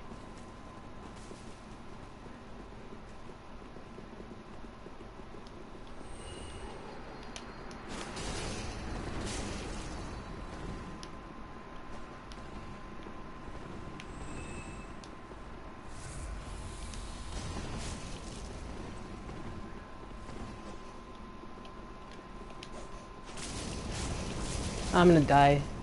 Falling down. No, it's me, Chanelot. Ah!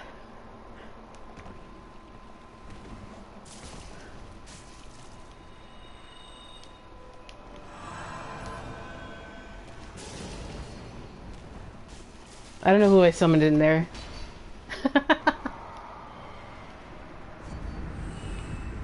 Wait, what? How did this guy die?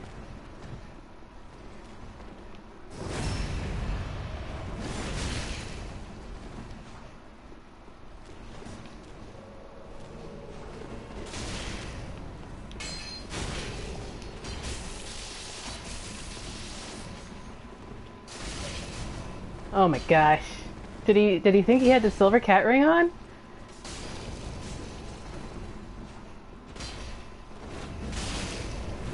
The lag is just killing me.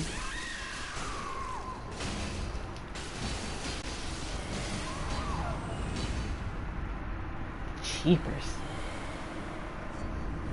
Well, that was pretty nuts, actually. I'm sorry. Yeah, the portal, that's how I do it. They just get baited into falling.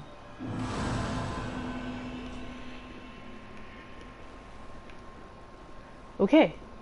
Well, now that's done. Let's go back up and pick up everything we kind of missed.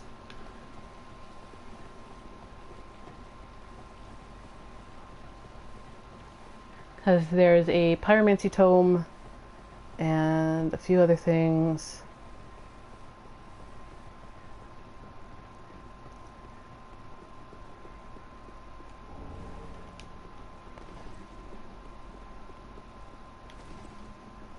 So, as far as level design, this will tell you that if you didn't go the other way, you should. Yeah, the cool.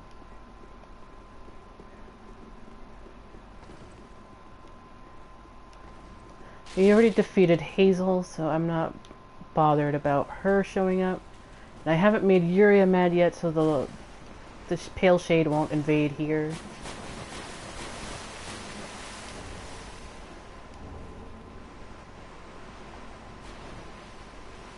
The Conjurator set from DS1 and the Pyromancy Tome. There's a thing all the way over there. Pick that up later.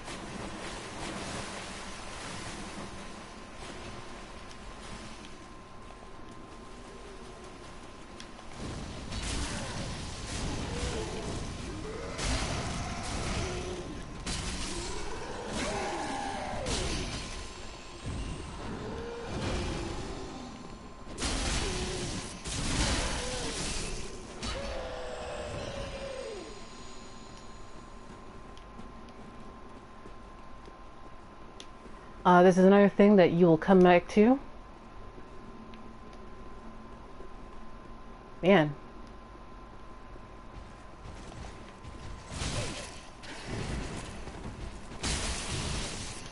I did not have my parry shield.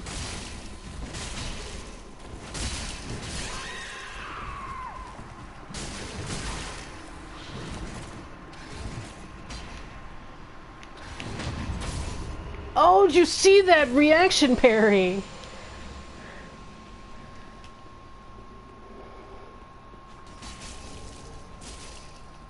Yeah, they're all reinvading.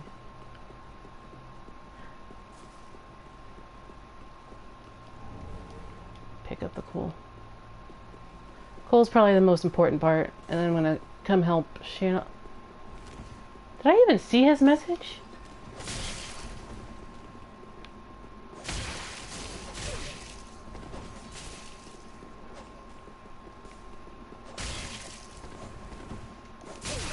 Yeah.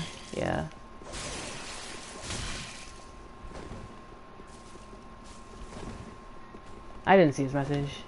Not to say it wasn't, but I wasn't paying attention to it either. I'm trying to gauge his lag, and his lag is like...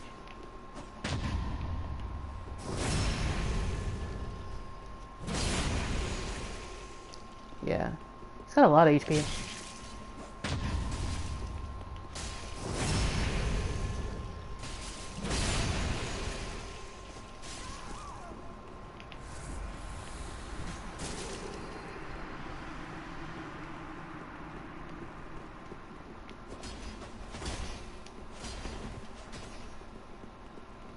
Run!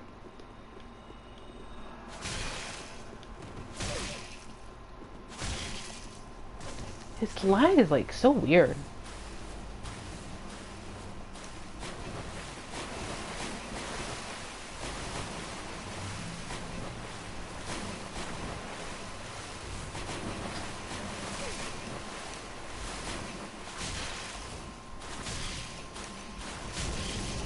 Yeah, okay. Fair enough.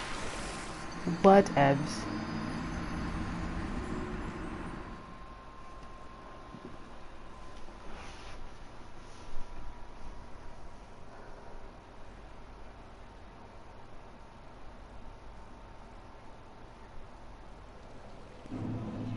Go grab my souls. Be right back.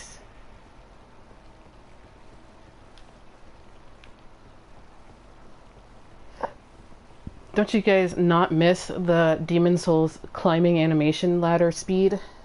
Jeez, that was slow.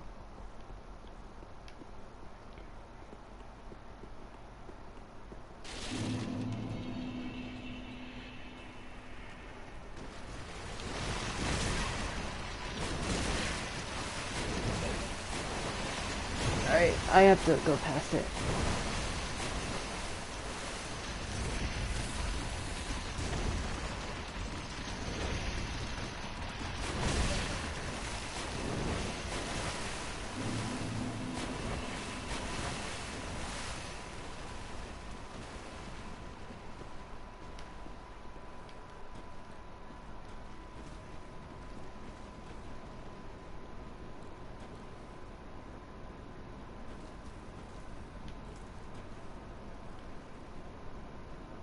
There's a couple of things over there.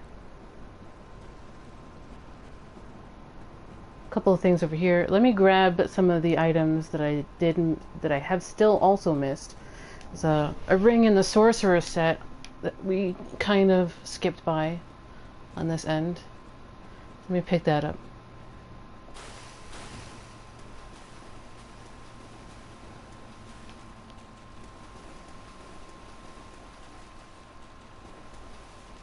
See if I can sneak in here and grab the items and get out.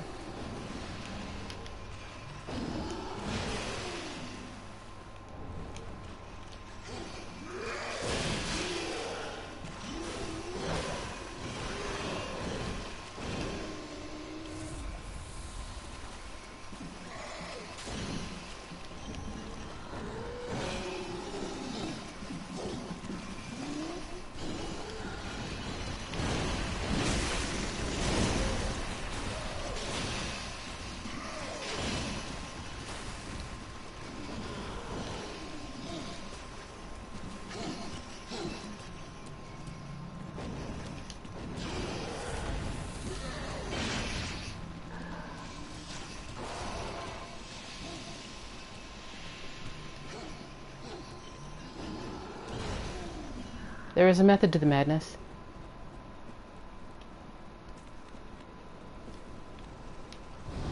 Just gonna reset everybody this way. Nah, they don't quit. I have Grass Crest, I have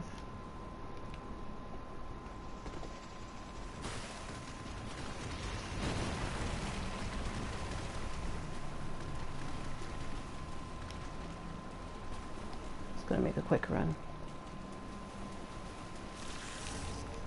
Green blossoms. Green blossoms, which you wouldn't think would be lore important, but are actually pretty lore important.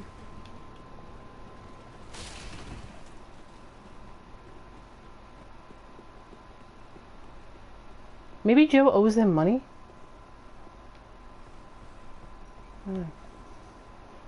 Alright, I think I have everything. By the way, green weed, shaped like a flower. The undead Legion of Farron are remembered for using this annual plant. Annual meaning it grows, actually they misuse this. In gardening terms, annual means you have to plant it annually. Perennial means it grows every year by itself. Anyway, normally found near clear water to swing their mighty swords with abandon. But I guess they mean here that it grows every year, and it is a weed, which means it grows a lot. Alright, let me pop another ember. Pick you guys up.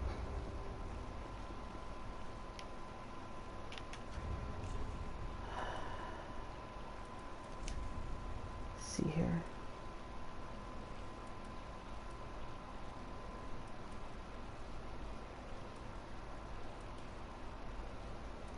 Quick step, quick step. Is that the only thing I have with quick step on it?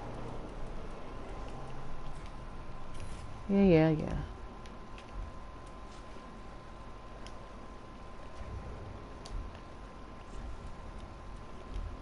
Hey. Anyone else gonna be over here?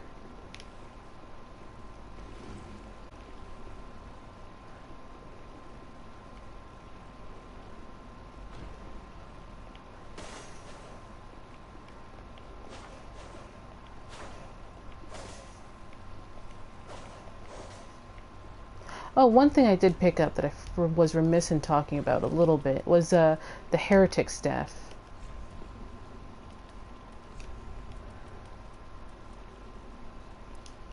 Catalyst used by generations of heretic sorcerers. Sorcery is a logical academic discipline, and the power of sorceries depends heavily on the caster's intelligence. It doesn't really say a whole lot, but it does say that it's really stupid old. Alright, let's move on. Yell if you need me to pick you up. I'm gonna go this way first.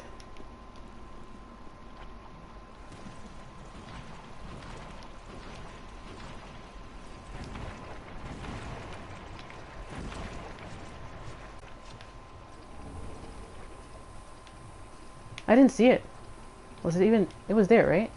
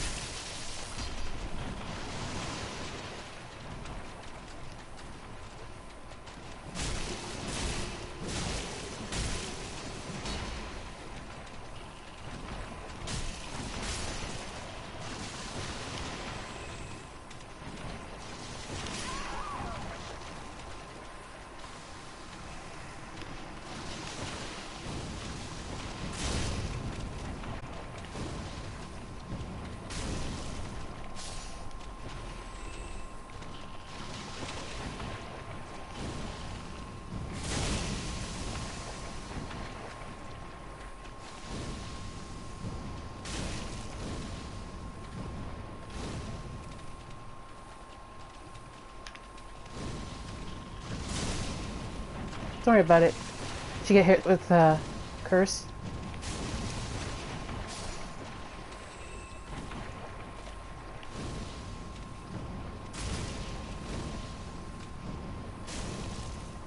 Alright.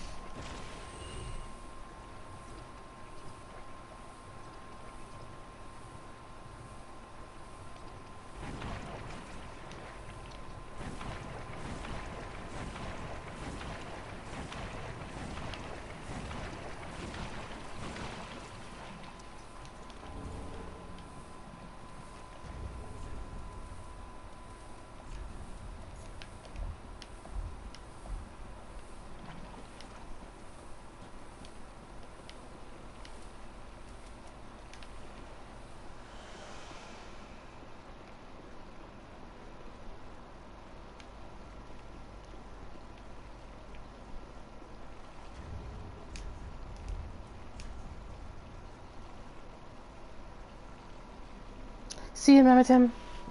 Nice to see you. Alright, let's see here.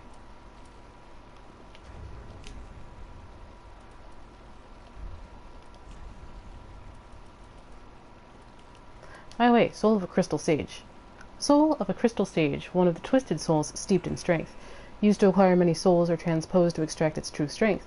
The twin Crystal Sages once served as spiritual guides to the scholars of the Grand Archives, and went on to ally with the Undead Legion. Which ostensibly was the guy we killed.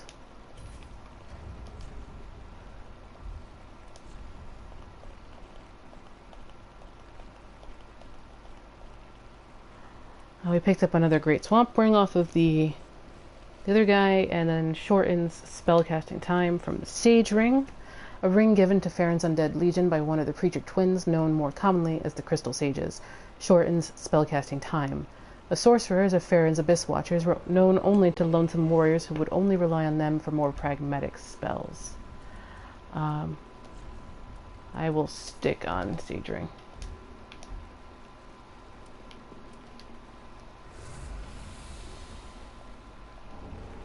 Thanks for the embers. Alright, let's go back this way, because it is the more pain in the butt direction because of the basilisks. We picked up Iron Flesh, which is the same as lead potions in Bloodborne.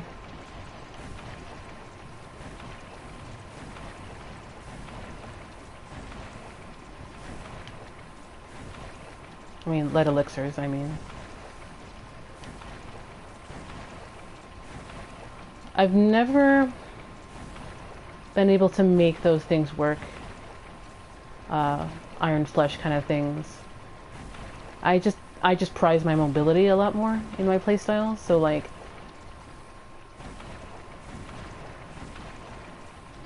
it's never worked for me.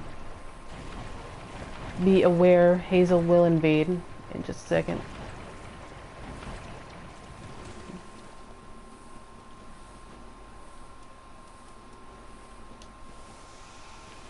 Let me key her invasion.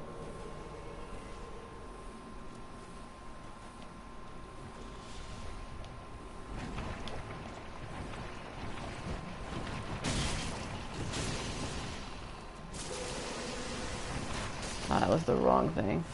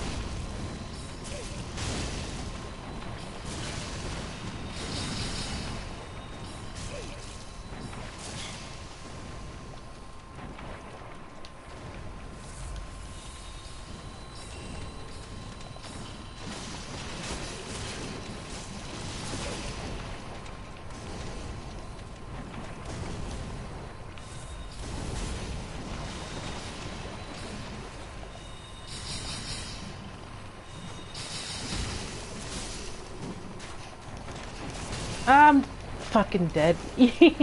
Or not. Ah! Alright, let's drag Hazel back up and then just get rid of her.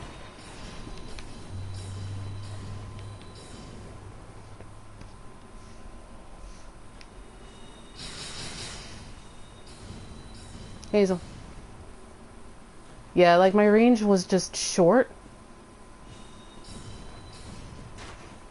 It was like just short enough to like mess with me.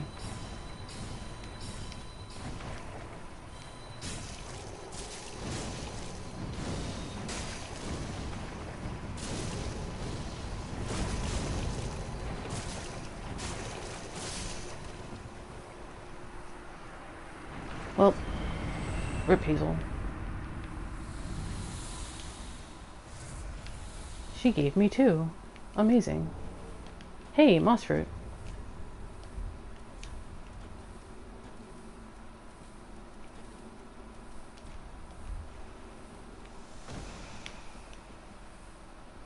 I know!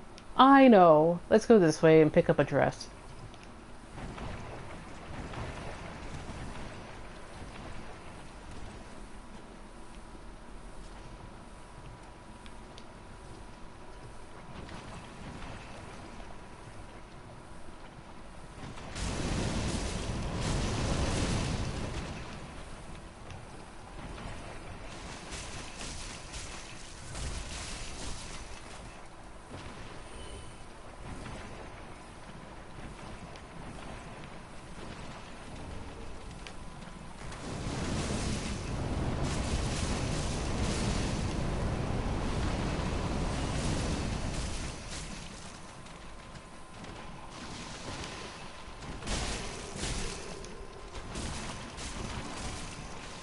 Digital Kangaroo, thanks for the follow.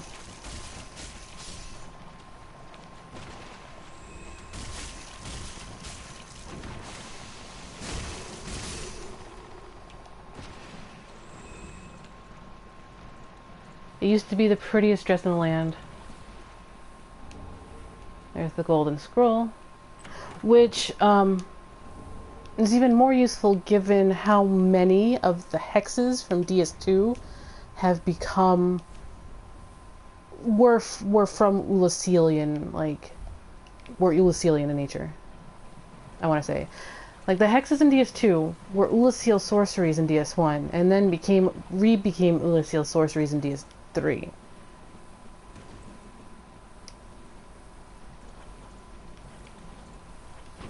Wait, did I? Huh. Let's go back this way.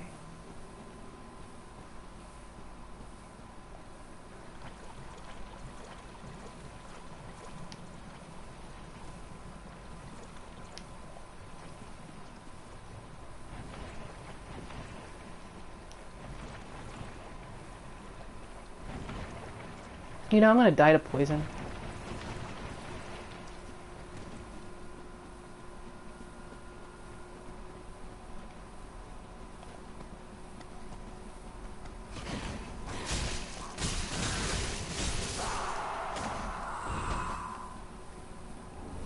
Heavy gem. Yep, need that. Homeward Bones. And the first of them, which is Gwyn's family? Gwyn's, or the Four Kings, depending on how you look at it.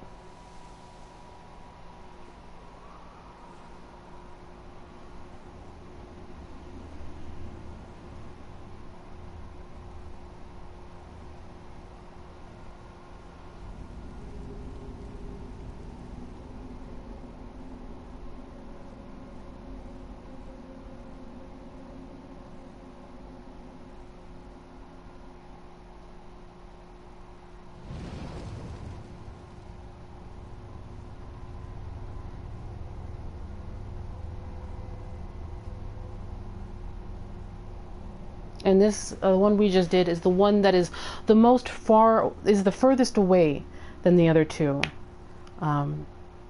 Confirmed by where the locations of the torches are. And it is interesting that what everybody says is Gwyn's family is the one that's furthest away from the other two.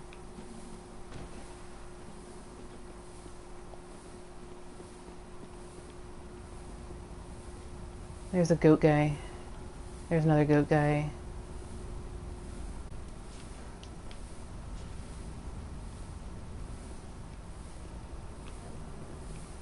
Do we want to deal with goat guy? I don't want to deal with goat guy. Let's go not deal with the goat guys.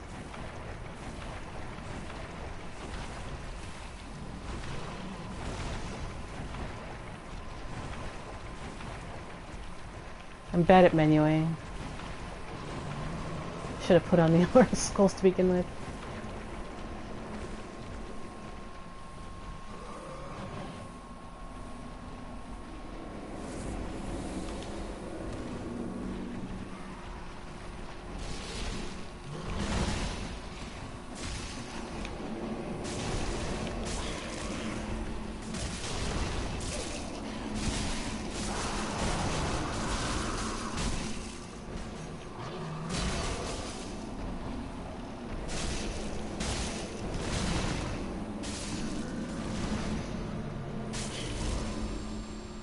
There we go. That's one. I know. I agree.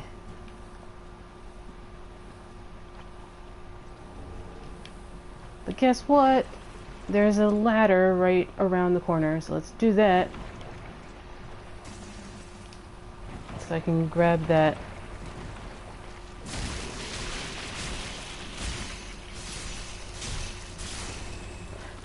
Who wants to bet that I'm gonna die? Never mind.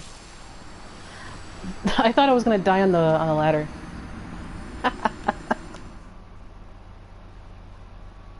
To poison. Less shameful, I guess. Shameful, shameful death. I blame Hazel.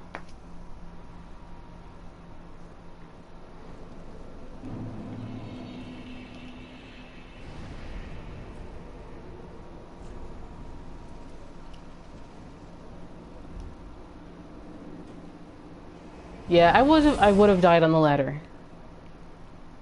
I did not have any more antidotes.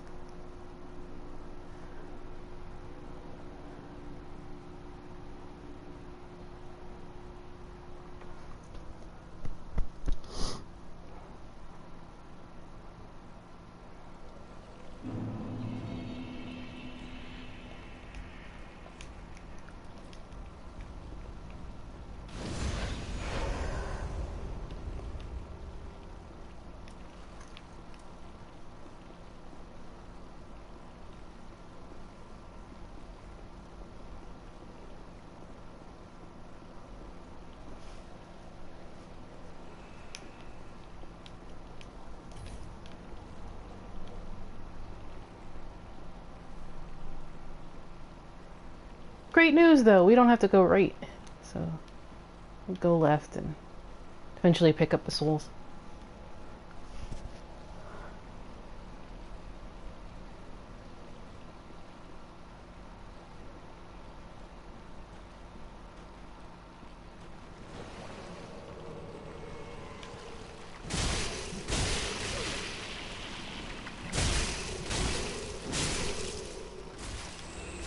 It's so nice to see these slugs from Demon Souls getting work still in FromSoft games.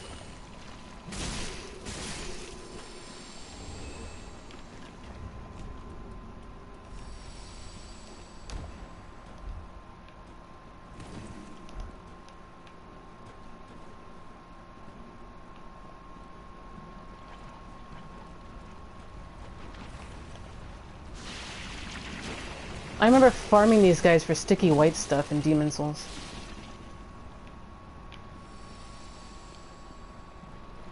Yeah, they're unionized. It's true.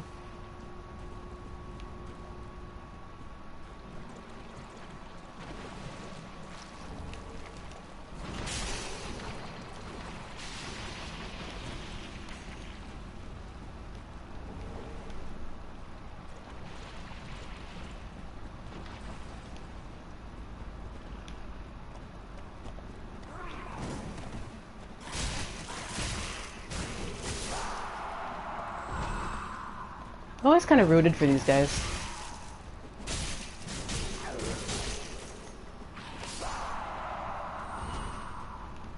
Yeah. That was the joke.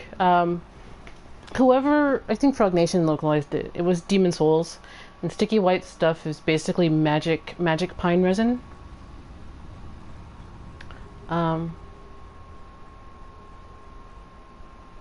So, like, it was stupid powerful in Demon Souls, because magic is stupid powerful in Demon Souls. So people used to farm the slugs for the sticky white stuff. And, the blood infusion upgrade material.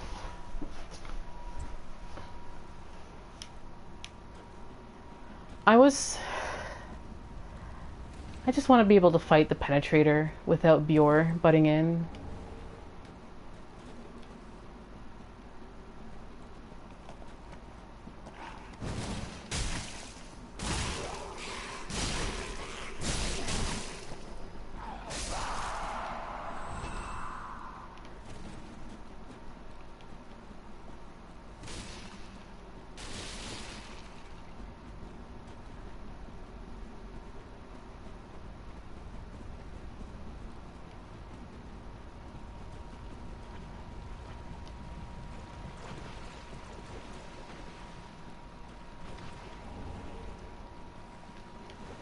These guys are the worst. Alright.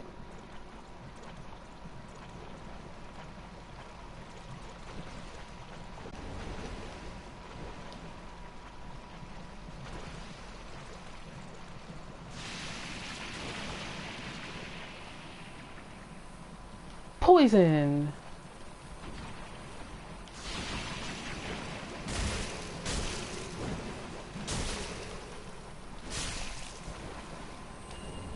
Stone Parma, which you'd recognize from DS1.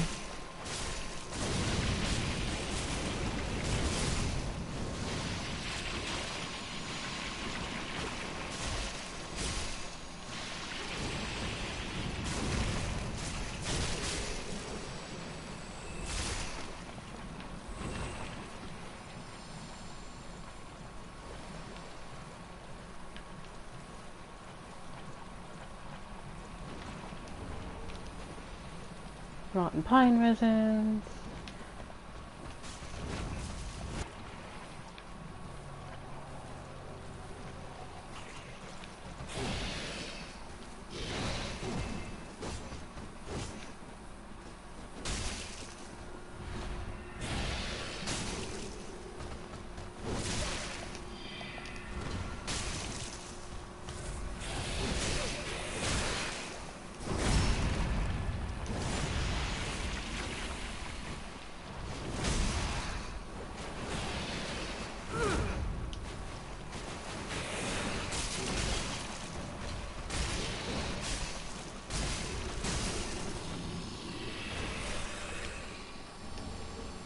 Hey, Dark Sword, first try. Remember when everybody hated that weapon?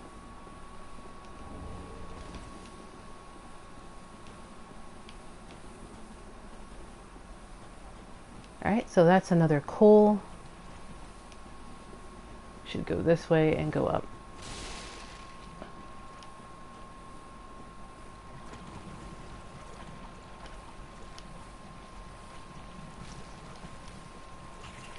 Or did we already did this section? We did this section. Yeah. Let's go this way. Should drop us right in front of the next one.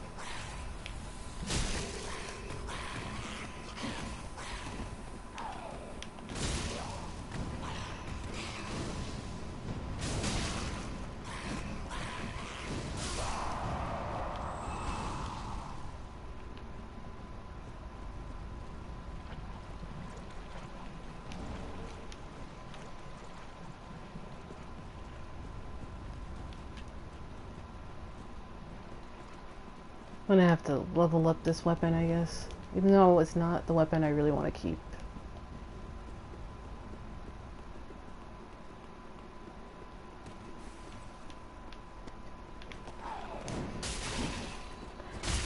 Any requests for weapons, knowing that I'm gonna end up doing an Onyx Blade?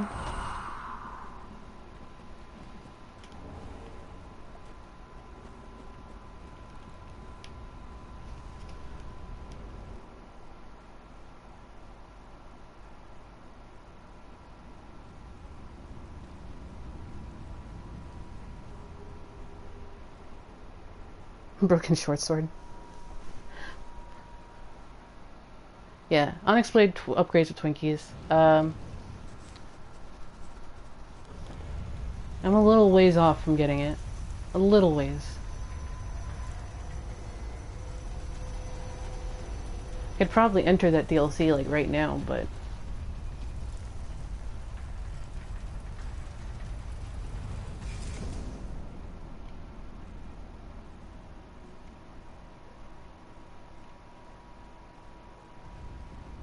alright. This one is the Nito one. It's pretty obvious, the Nito one. Let's get that bonfire.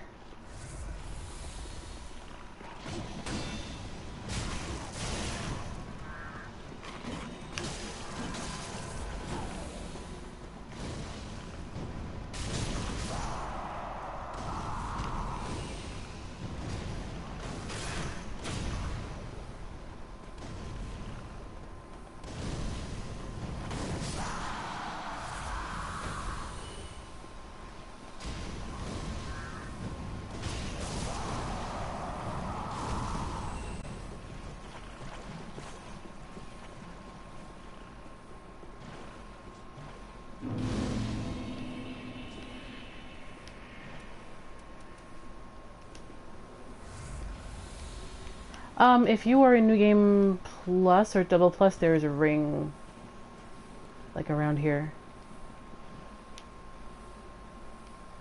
Ladder, ladder, ladder.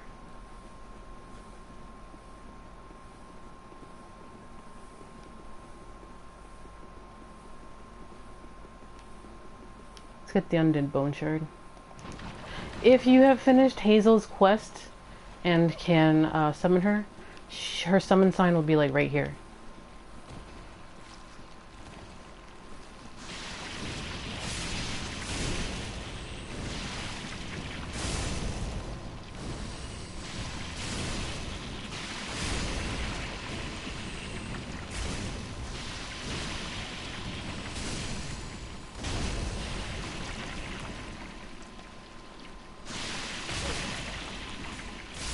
Yes. Hazel has a quest. It's like a mini quest. It's not like that involved. But if you defeat her twice, and then you don't defeat the Abyss Watchers, and then you go give a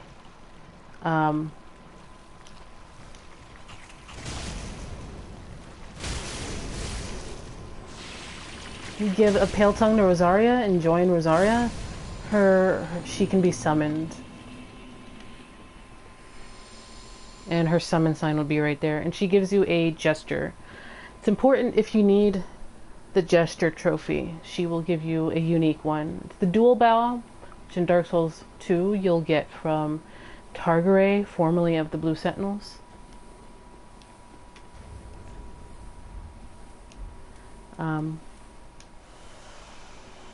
Which says a lot about what Hazel thought Rosaria's Fingers was,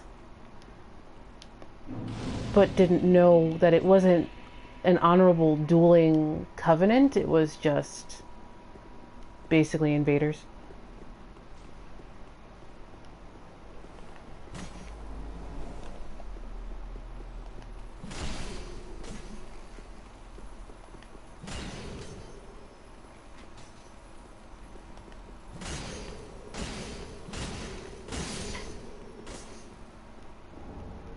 Twinkies.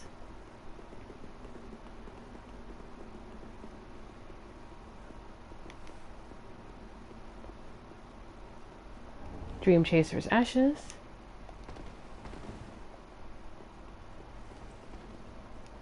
Okay, that looks lit. It's lit, fam. See here. Holes. Phantom, see ya, Alex. Long ago, used to forge the great swords of the undead legion of Farron, used to the blacksmiths in the shrine to allow the use of gems for heavy, sharp, and poison infusion. Farron Abyss Watcher guys are really into like pragmatic stuff, rather than like sorcery. They're very much like Vendrick. Vendrick was all about the pragmatism. Sage's Coal, the white magic flame, which means it burns really hot, produced by this coal, was given to the Undead Legion long ago by one of the Crystal Sage twins. Give to the blacksmiths in the shrine to allow the use of gems for crystal, blessed, and dark infusion. Golden Scroll, a golden scroll chronicling the vast research of the Xanthus scholars. Give to a sorcerer to learn the arts of Ulasil. In the lost land of Ulasil, the sorcerers orchestrated light and were said to shine in golden hues. Dream Chaser's Ashes, umbral ash of one who dreamt of joining the Undead Legion. With this, the shrine handmaid will prepare new items. In the end, the Dream Chasers who wandered aimlessly in the rotted forest found a sense of fulfillment.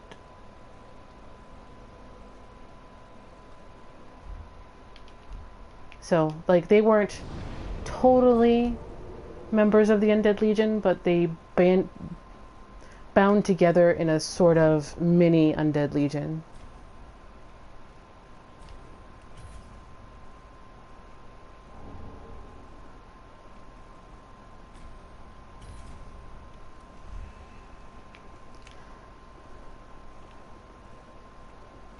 Toby, I will be right back. I'm gonna go pretend to be Uber Eats. Has anyone actually tried Uber Eats yet? Because, like, that seems the most 2017 thing. Call somebody and tell them to go pick up my McDonald's or something, instead of getting in the car myself. So first, Shrine Handmaid.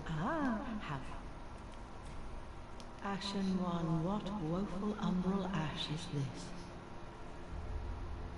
This barren dust, stuff of a fool, won't yield aught. Where didst thou happen upon the stuff? Tell me for the sport. Oh yes, I see. Clinging to lofty dreams in this dying world, more's the pity. It must come from one most foolish indeed. Wouldst thou not agree? Sure. Everybody stares at everybody from Dark Souls 1 looking at the pendant. Anyway. Yeah, I've only got like a couple, like 20 minutes or so left, but it was great having you here, Vodka, and I'll see you later. So now you get exile stuff because you killed them. You get Ferris's stuff, big hats for Big Hat. Life ring is new. Tower key is new. These are new with those ashes. And so are those. All kind of makes sense because there are Xanthus people around. At least one, Hazel. And then you've got Farron stuff, because Farron stuff. And Dreamers. Ashen one. Back again, I see.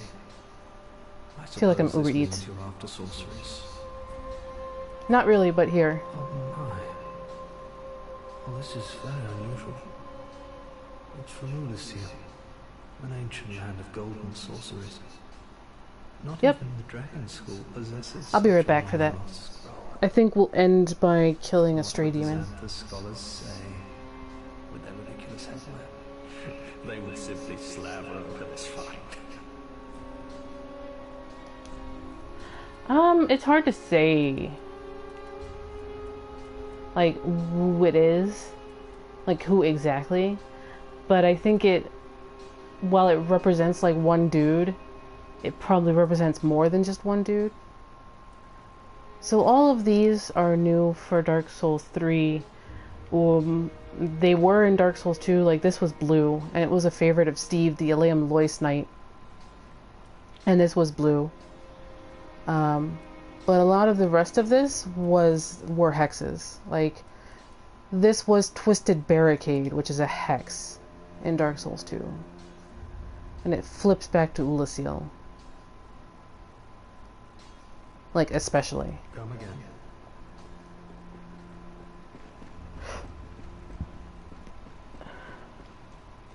Oh, champ, I was not meant to be a firekeeper. But I am honored to serve you beside the bonfire. Capital letter bonfire. Gods are ever merciful. My gratitude lies with them and with you. I am yours now. Your wish is my command. Here, read these books. Oh, you've brought me a Braille divine tome. Now I can tell new tales of miracles. Tales of the greater miracles can be quite the epics. What fun we will have. Well, see ya.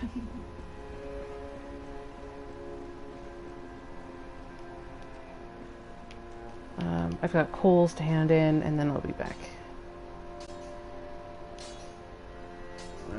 Tis good to one meeting. Oh my. This coal is from the Undead Legion, used to forge the weapons of Farron's Abyss Watchers. A fine prize. I'm honored to be endued with it. Now I'll be equipped to infuse special gems. Praise the gods, eh? Time to put this brawn to use. Well. What's the Undead Legion doing with a coal such as this? I don't know. I heard one of the crystal sages had sided with Farron's Abyss Watchers. I suppose it must be true. You should know. This coal is imbued with magic. First one I've ever seen. Hardly a surprise, is it? I've never been one for books or wise men. Nah, man, you probably have an IQ of 160. Don't be so down on yourself. Jeez. But they be careful. Oh, Yoel probably has a few levels for me. Yeah, basically the Unkindled is Uber Eats.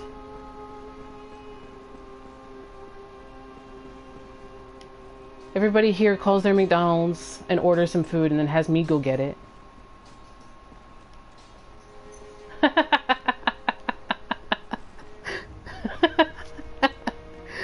I love puns. I would... That's one thing. I love puns. The worse, the better. So. Dark sign. Let your Kindles. true strength shine.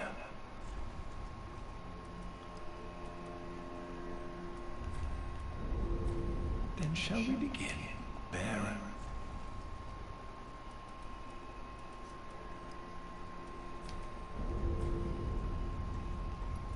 Be safe. How many of these do I have now? 3. Alright.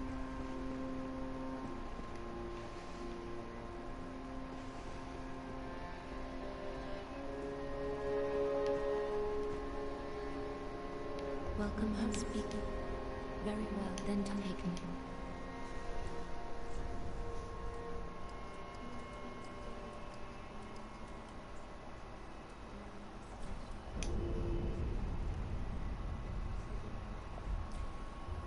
Farewell, Asher.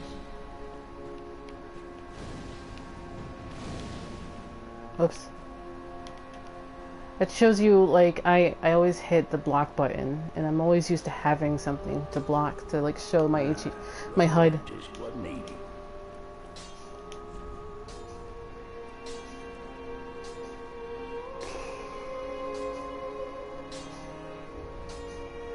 Can't use crap.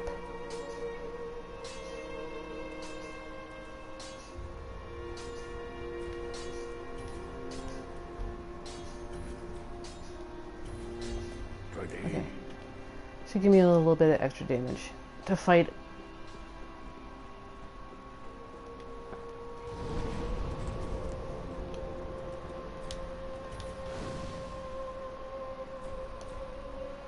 Oh wait, I totally almost forgot.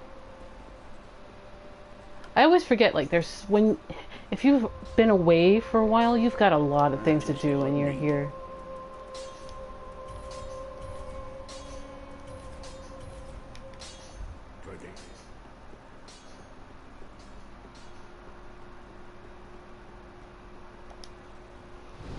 Alright. Back to the old wolf.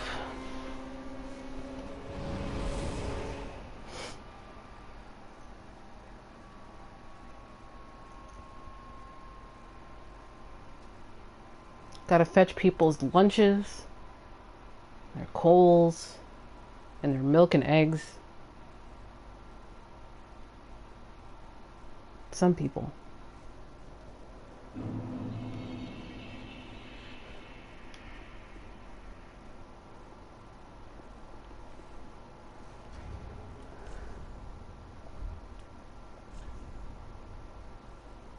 Oh, do I have a third attunement slot? About time.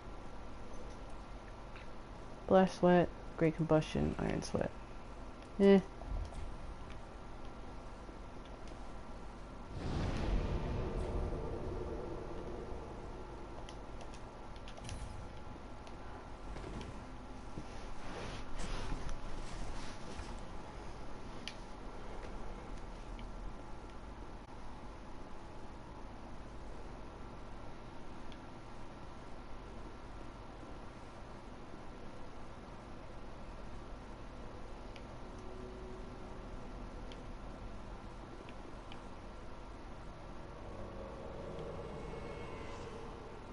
Welcome.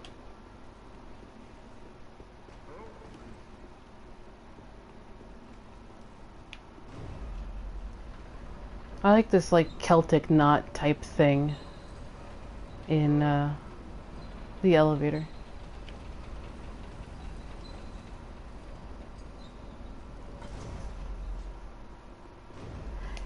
Yeah, it does do that. Because it's almost dead anyway, the stray demon. Like, the stray demon is only doing things because it thinks it's trying to survive. Oh, hello, Loki. My dog just ran in here. And he lowered his head in front of me, like my deer. And he asks for pets. Loki, were you the animation model for Madeir? You're certainly acting like him. Yep, he's totally acting like him. Okay, lay down.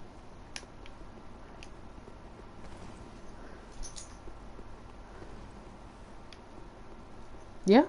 What?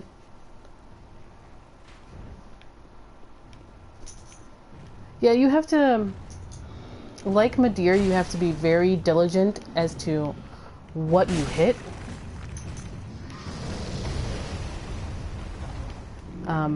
To make it happen.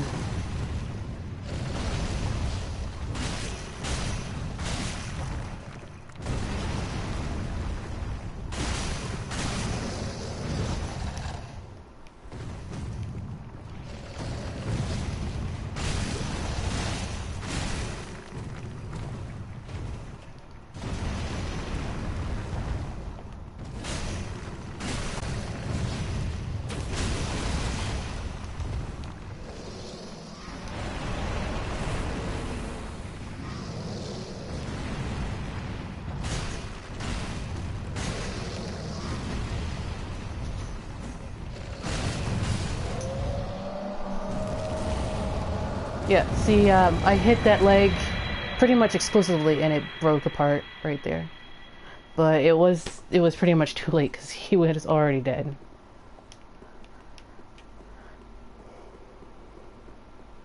But you have to hammer away at pretty much the same place to get that to happen. Soul of the Stray Demon. Soul of the Stray Demon, one of the twisted souls steeped in strength, used to acquire numerous souls or to transpose to extract its true strength. The Stray Demon, now lacking even a trace of flame, was once the gatekeeper of Lothric. He got a second job, being a gatekeeper for Lothric, but when the fiefdoms enforced their borders, the wall quote-unquote appeared, and this was no longer Lothric's fiefdom, and so he was no longer a gatekeeper to Lothric.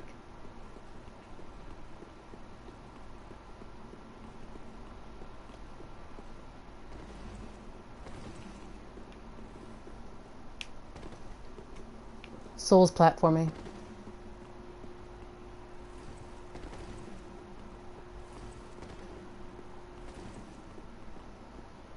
This place is really lore important also. So let's clear it and then talk about it real quick.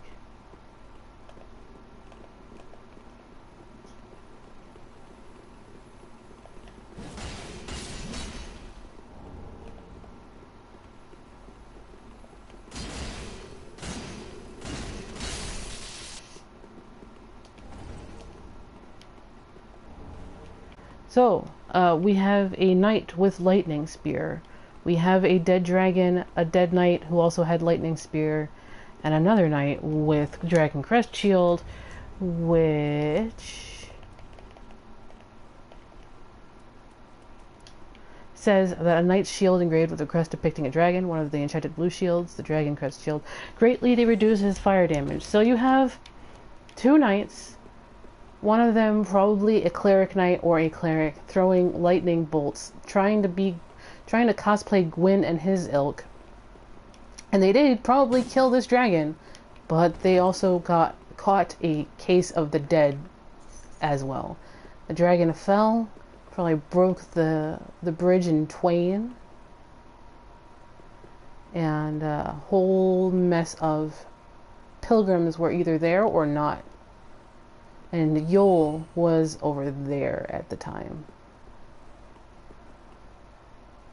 So it's a really cool little tableau. But I'm not sure if the pilgrims came before or after this all happened. Now I'm not sure. The big question is if Lothric was so enamored with dragons to the point it was a point of their patriotism to have dragons, why in the world were a couple of knights messing with this dragon?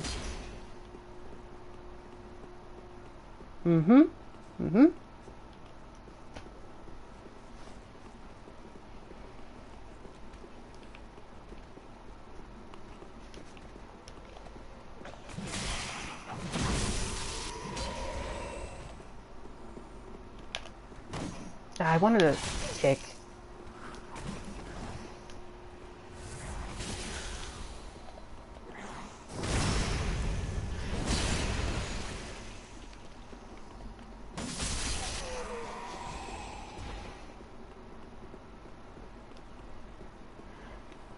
DS3 might seem... It's very similar to DS1 in how vertical it's arrayed, even though it's a bit more spread out and a bit more like of a spiral all the way down.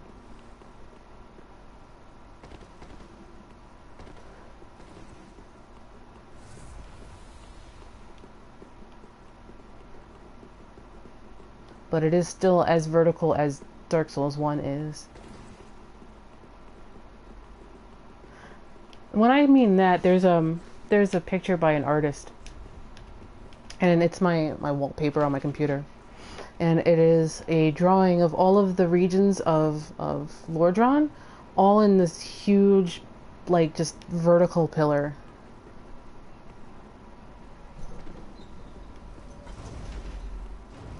Loki, tell me, would you bite the stray demon? Yeah. My dog's being really cute.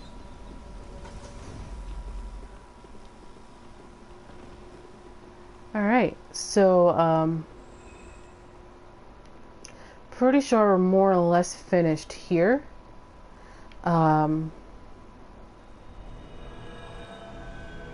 There's a couple of, like, sets of armor that we didn't pick up. We'll pick that up next time. Like, I know the Nameless Knight armor is down here still. I don't think I even picked up Fallen Knight armor. I think I just, like, ran right past it during that milieu. Oh, no, I picked it up. Okay. Fallen Knight armor is really, really cool looking. But everybody thinks so, so everybody wears it. So, I have, like, Nameless Knight armor still in there somewhere, but we have the Abyss Watchers to do, which I'll probably put off because I haven't finished Yoel's quest yet. And I want to make Yuria angry anyway, so we'll probably do Cathedral next stream. Hey, Acopolis Knight. Nice to see you. So next stream we'll be doing the Cathedral of Deep, because I gotta finish a couple of quests, and that get failed if I kill the Abyss Watchers.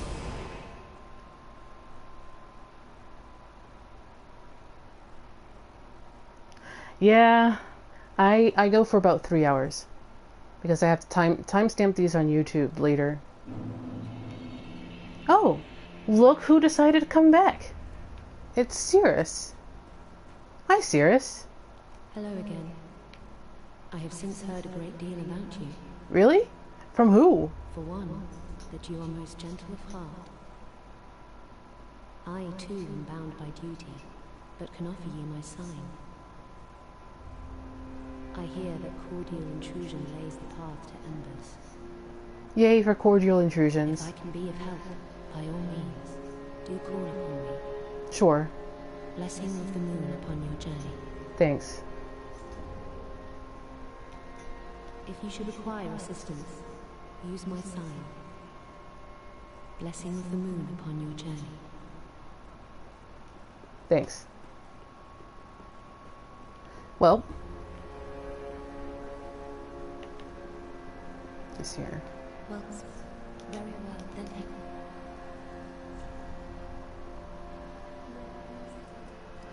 That actually might max out my endurance for the build that I'm doing. Let me check something.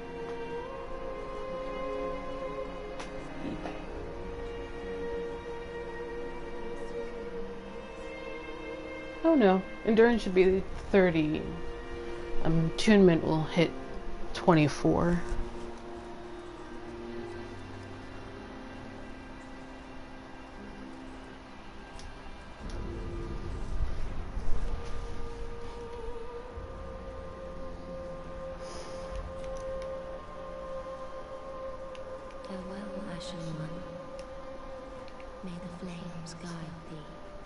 Probably done front loading basic stats, and I can probably start dumping into intelligence and faith now. In any case, let me go over to Cornix and buy out some pyromancias. While I ask the important question, is there any questions, thoughts, ideas from up to that, like, we've talked about or that came to you that you wanted to talk about real quick? Yes, here we are. It's been long indeed. With this I can teach you more sophisticated pyromancies. Splendid. I can boast I am your tutor a little longer.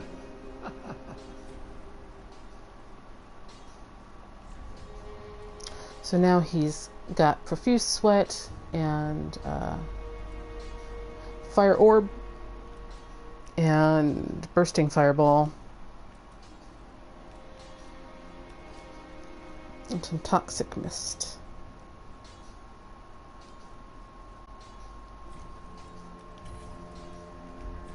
Do not be gone for long. What is a teacher?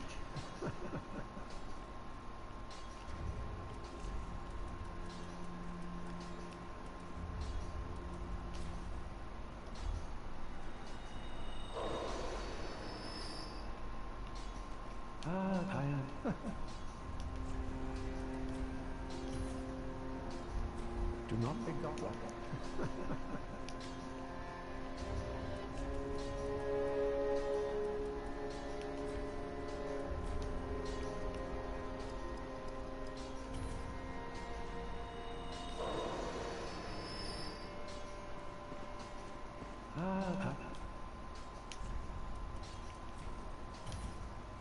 Yeah, especially now that we're starting to get pyromancies I can't use yet.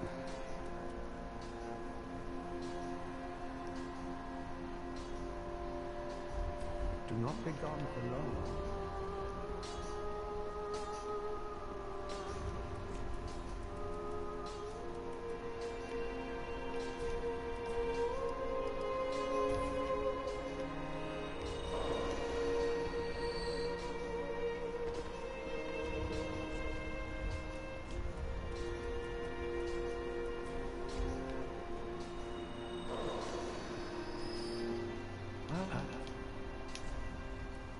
There we go.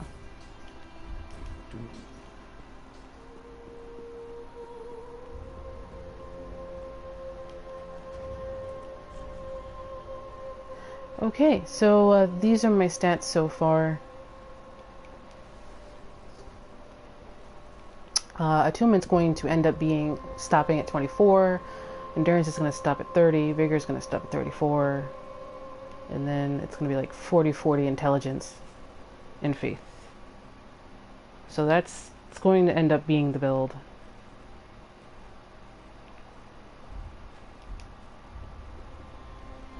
It comes right back. Alright, so if there's nothing anybody wants to talk about from what we've experienced so far, or how that relates to some of the other games, or whatever, then I will see you guys later.